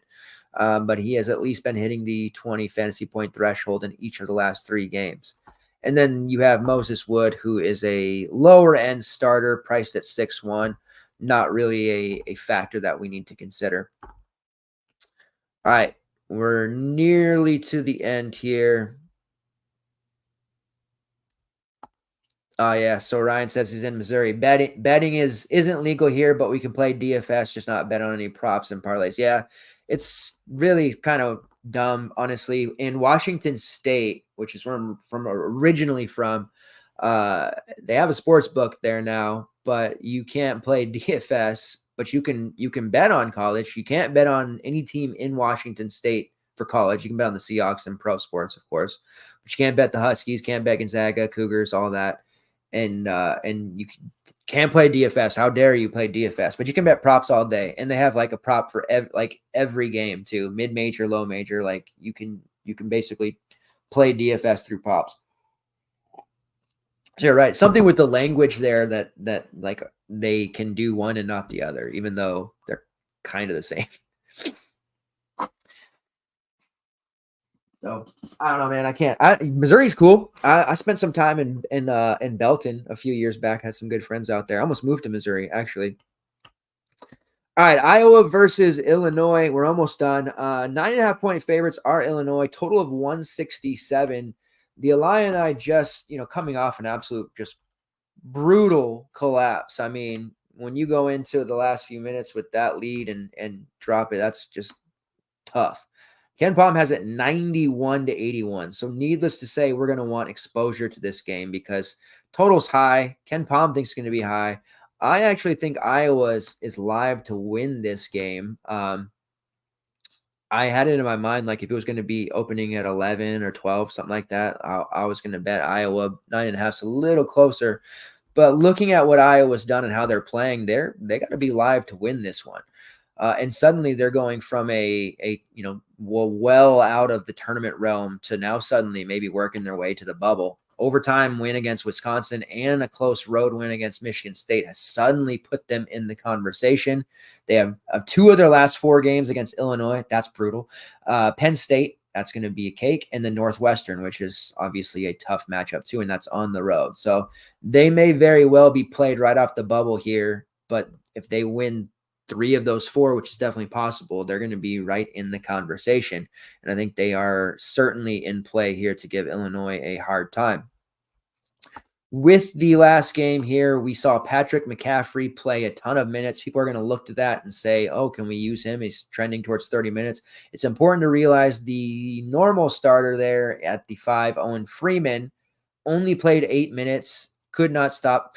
It's been the theme of the show. I feel like a broken record, but he had 4 fouls in 8 minutes. That is why Patrick McCaffrey got that big boost. We also saw Lajis Dembele play 12 minutes for that same reason. So expect Freeman to get barring foul trouble, be closer to 30, 35 minutes like he had been.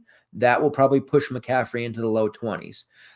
He's not necessarily that cheap at 5K to utilize, but he has played 20-plus minutes in 4 of his last 5. It's not an indication of anything, though. His fantasy point per minute number isn't that great. Overall, his rates are just mediocre. He is going to have to score typically and hit a couple threes to pay this off. So 4K would be one thing. 5K is completely different. So I'm not going to be looking at McCaffrey too much, especially in this matchup where I don't think it's very good for him, but I do suspect he's going to see some rostership. I would prefer Josh Dix. To me, if you're using an Iowa value, Dix makes way more sense. He's only 4'6". He's playing massive minutes. Now, the Spartans game, he was awful. But he did play the 25 minutes. He only had 4 fantasy points, and he does have a low floor, admittedly. The matchup against Illinois could overwhelm him to a degree, but as a starter that I expect to be playing 30 minutes on most occasions, home or on the road, it just seems like it's one of those plays where, yeah, we're going to have to bite the bullet and maybe take a 12. But that salary flexibility that he gives us, it brings us back to my old philosophy. It's less about what he does for us and more about the other guys do for us. So we just have to keep that in mind when we're rostering. But I do like Josh Dix. I think he's fine at 4'6".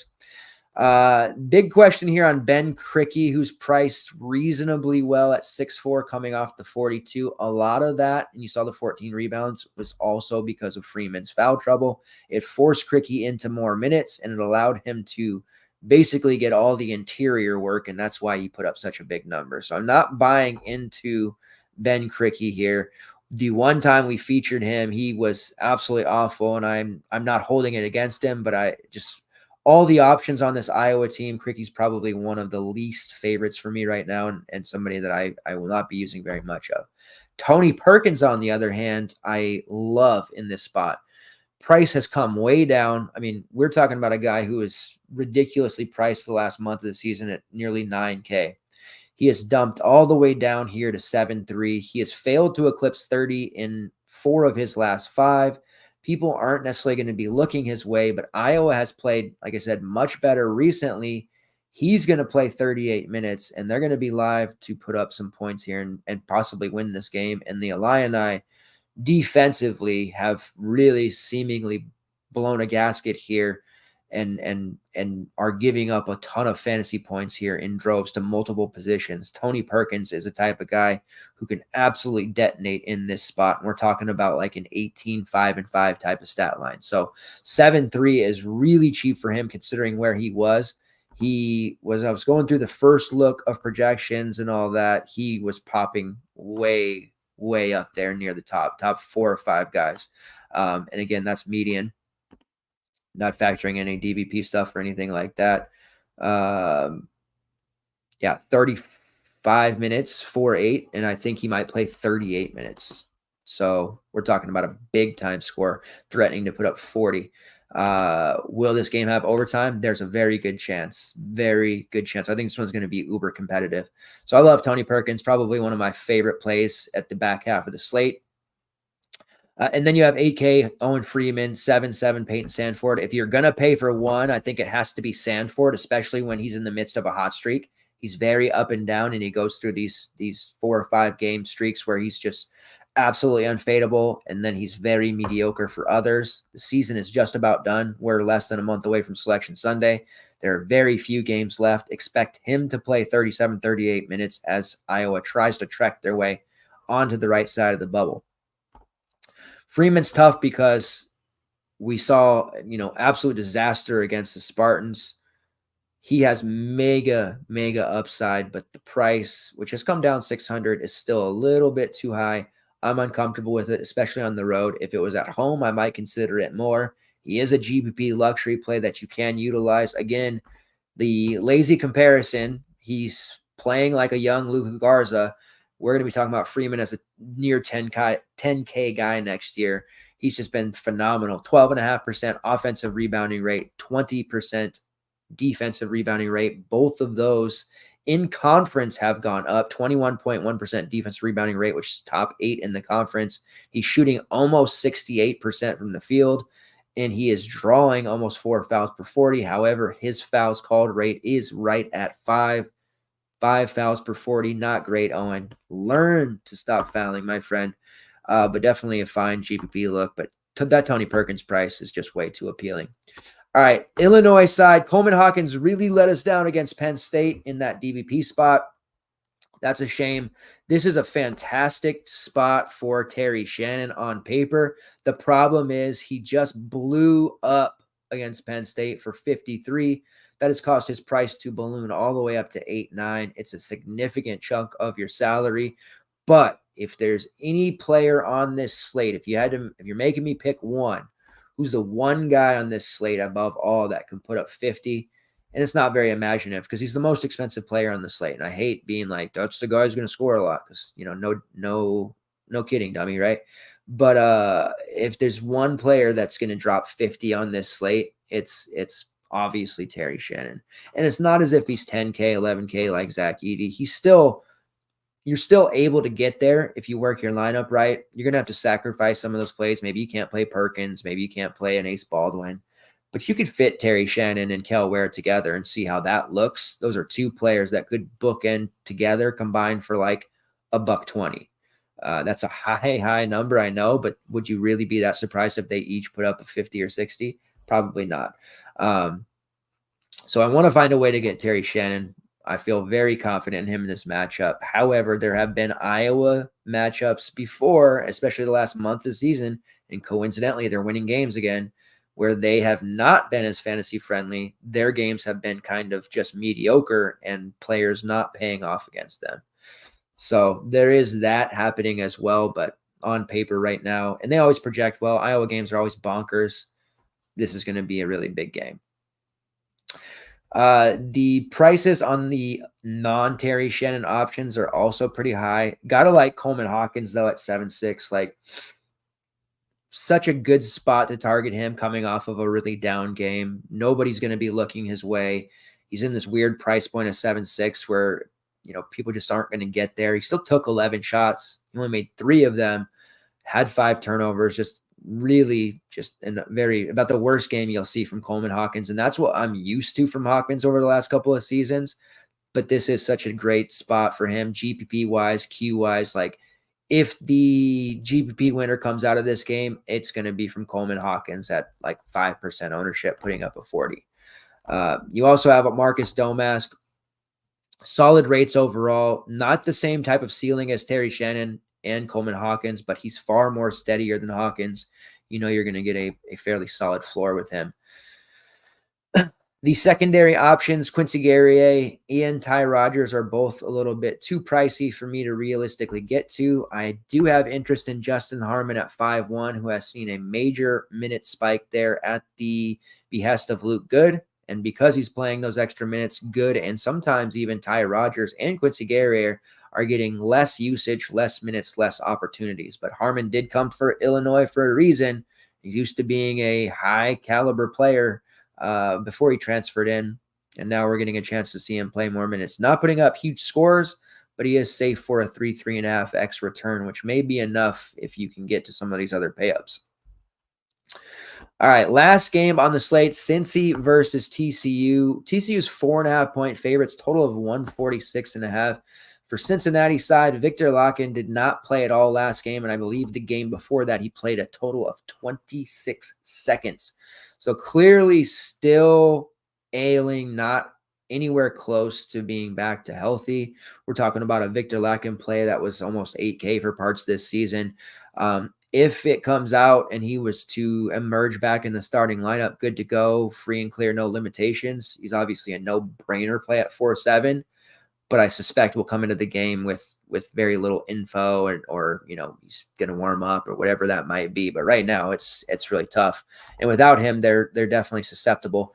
Dan Skillings is the most elite play from this game, priced at 7.2, major upside. He has turned himself into, again, with the lazy same program comparisons, Terry Eason.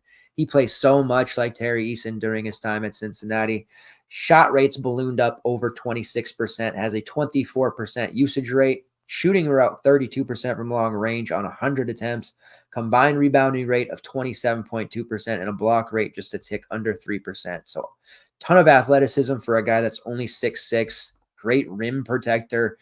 He's just a really fun player to watch if you get a chance to watch Cincinnati, especially in this matchup against a TCU team that has looked susceptible lately. Their overall defensive mark, they're in the top 50, but pace-wise, under Jamie Dixon, they're 66. So this is a Nice tempo boost for Cincinnati, and I think that we see Skillings really take off here in this particular matchup. He's a great large field GPP play. Even without locking, the Cincinnati depth and the front court is pretty deep, makes it somewhat difficult. Jameel Reynolds and Aziz Bandiago are essentially splitting minutes at the 5. You put Larkin back into the mix, and that's even further.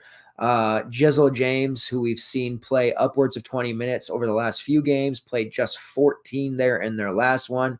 He does have fantastic overall rates, one of the highest usage rates on the team at 24.8% and a shot rate of 26.2%. But you have to remember, he's only a freshman, has a lot of development left to do, only scratching the surface there of James, but he is getting better and better. And you're seeing, until last game, more minutes for him at the behest of Day Thomas. On the TCU side, it's really turned into a 7 to 8 man rotation. It's gotten pretty easy to predict here for Jamie Dixon. They've moved Jameer Nelson back in the starting lineup, which has definitely worked out well. He's playing much better again. Next to Trevian Tennyson, Micah Peavy, and Emmanuel Miller. We did see Xavier Cork start the last game. He only played 5 minutes. That's pretty tough. He does have a higher foul rate, but he got that start because Ernest Uday couldn't go. They might as well start Jacob Coles or Hassan Mustafa, I guess. Both of those guys played 17 minutes. Chuck O'Bannon also played 17, and Avery Anderson 27 off the bench there in that game against Texas Tech. Depending on the status of Uday, who I believe is officially listed as questionable once again, yes, they'll probably start Cork. They like to do that, but Coles is a really good option off the bench. You saw he put up 24 in just 17 minutes. He has had a high usage rate throughout the course of his career, has started a few times this season, but they like to use him in that bench role just because he's able to give them some pop on the second unit. He's priced at 5.3. I do like him better than most looking at his overall rates here. 25% shot rate, 21% usage rate, 39% from long range, and he does have block and steal rates both over 2%. Contributes in all categories there, very athletic, and when he's on the floor, he usually has the green light to attack and take shot after shot, so he is a high usage guy in that regard as well. Again, like him better as a bench piece, but if he were to start, I think that would put him into from fringe core play, main team play to a top 5-ish type play for me. Jameer Nelson's probably a little pricey at 6K, but he has really played well as a starter again. This will be an interesting matchup against those Cincinnati guards. I could see him get into a 1-and-1 type of situation there with Day Thomas. And then the prices of Micah Peavy at 6'8" is a little bit too high for me. I know he put up 52 against Kansas State, but that was more of an anomaly than the norm. And then Emmanuel Miller at 7'2", who typically projects pretty well. I'm not all that excited about him against Cincinnati here. Their front court depth, there won't be many rebounding opportunities against Texas Tech. There were because Warren Washington was out for them, which is their main interior presence. So you won't be seeing him pull down 12 rebounds in this spot here. More of a secondary play at best.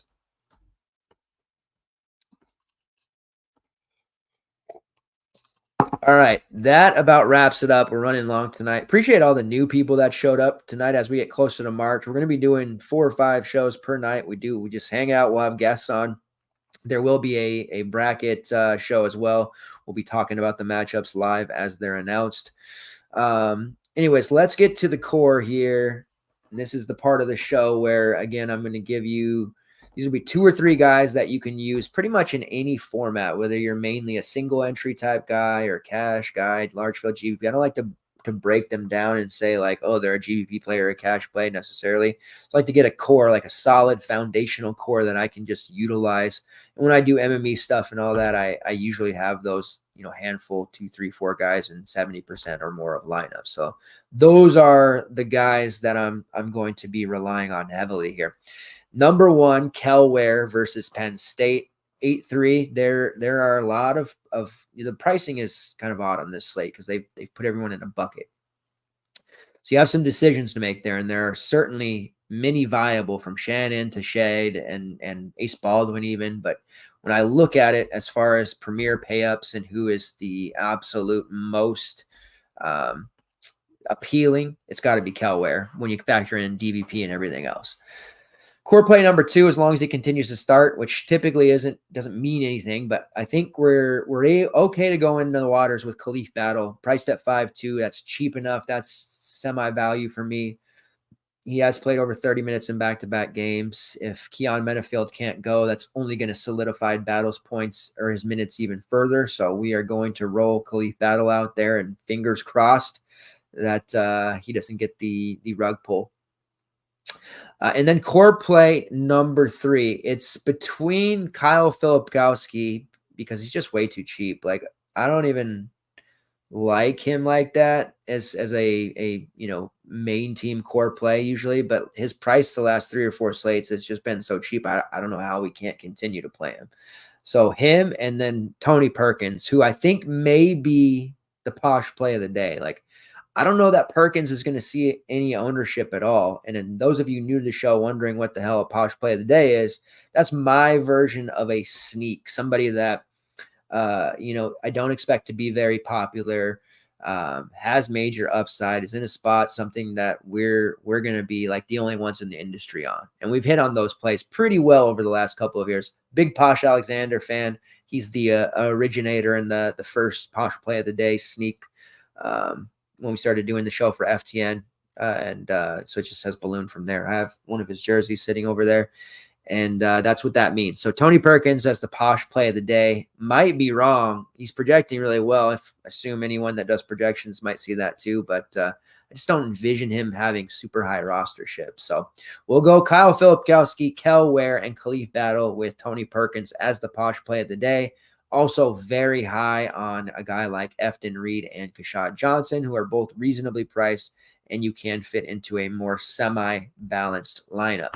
All right, going over to PrizePicks. Just make sure that the board is not changed from what I saw earlier. So they do on the weekends these points combo, and they did this in college football too with like passing yards combo, running yards combo. Looking at that Iowa-Illinois game, we know that it's going to be played into the 90s for both. Like, it's just going to be high scoring. It'll be so disappointing if not. Terry Shannon plus Tony Perkins, who you already know I'm mega high on, have a combined point total of 39.5. Now, Terry Shannon's capable of putting up 30, 35 by himself. Pretty sure Tony Perkins is going to score 10 plus points here. So we're going to take that over 39.5 combined points for Terry Shannon and Tony Perkins. Really, really like that one. All right, then we're going to go over here to the points. I just want to make sure. Got my man Manny Sharp over 11.5 points. Now, that number had been at 9.5 for most of the season. We slammed that over so many times. He only failed us twice out of like 10. But I am going to take the over 11.5 there against Baylor. I'm very comfortable with him there. Kel Ware over 15.5 points against Penn State. And let's take a look at his PRA number real quick. 26.5. Yeah, I'll take his points over 15.5. Mike has shown us the way on PRA, and unless it's very obvious, I'm trying to stay away from PRAs right now. Tyron Lawrence over 13.5 points versus Florida. I think he's a nice little bounce back there. He will score. And then let's go here. Jeremy Roach over 13.5 points. I think it's going to be one of those games where Roach puts up 20 here against Wake Forest. So I'm going to roll with Roach over 13.5 real points as well. At the end of the article, there'll be 4 or 5 added, and also the PrizePicks tracker on FTN Daily will also be updated there with a bunch of power plays and a couple of flexes as well. All right, that is going to wrap it up. Oh, you know what? You're from KC. You know what? That was one of the things we did. It was such a cool thing for me, like on the border, like you could just, hey, I'm in Missouri, hey, I'm in Kansas now. So I had a fun time there. Yeah, sorry if I missed it. Did you ever hit on Thomas Hout? No, I didn't talk about him. I'll good call out though. He the reason he had such that huge game a couple of games ago is there was just so much foul trouble in front of him. That's why we saw him play the 26 minutes in that game against Georgia, because Condon and Micah couldn't stop hacking and bodying on blocks. So that enabled him to play those additional minutes. Didn't foresee him playing over 20 minutes in the game against Bama, even though it went to overtime. He didn't play the 13. So he doesn't need those guys in front of him to either, super ineffective, pick up early foul trouble, or, God forbid, an injury or something like that. But otherwise, he's kind of stuck in that 10 to 15 minute range ordinarily. So that was more of an outlier game there against Georgia. However, he obviously has mega talent and deserves more minutes, and there will be more time for him next year. Still very, very young player, but there's just too many guys in front of him for his minutes to be any kind of predictable. What's up, Gabriel? So before I get out of here, Kyle Filipkowski, as far as core, Tony Perkins, Cal Ware, Efton Reed, Terry Shannon. Those are some of the names that we talked about. And I think we got it for the brand. We got to take the Huskies plus 14.5. I was thinking about that all night if I wanted to do it. And I think we're going to pull the trigger there on that one. All right, that will do it. I appreciate everybody who tuned in live. And if this was your first time checking out the show, please make sure you subscribe to the FTN channel and hit that like button. It really does help us as we continue to grow the show on the actual FTN network and on other social medias. We'll be back Monday night for the Tuesday CBB show and Tuesday night as well. Those will be at 9 p.m. PST, our normal time. After next week and into March, we will be adding a fourth show. And then, of course, there's going to be a lot more going on from there. There'll be Saturday nights and Sunday nights in the tournament. We're going to be covering all of it as usual, not just the big dance, but the NIT, CBI, and everything in between. Thanks, everybody. Appreciate that continued support. See you guys later. Let's finish up strong this weekend. Have all the green screens getting to the windows. All the money. Take care, guys.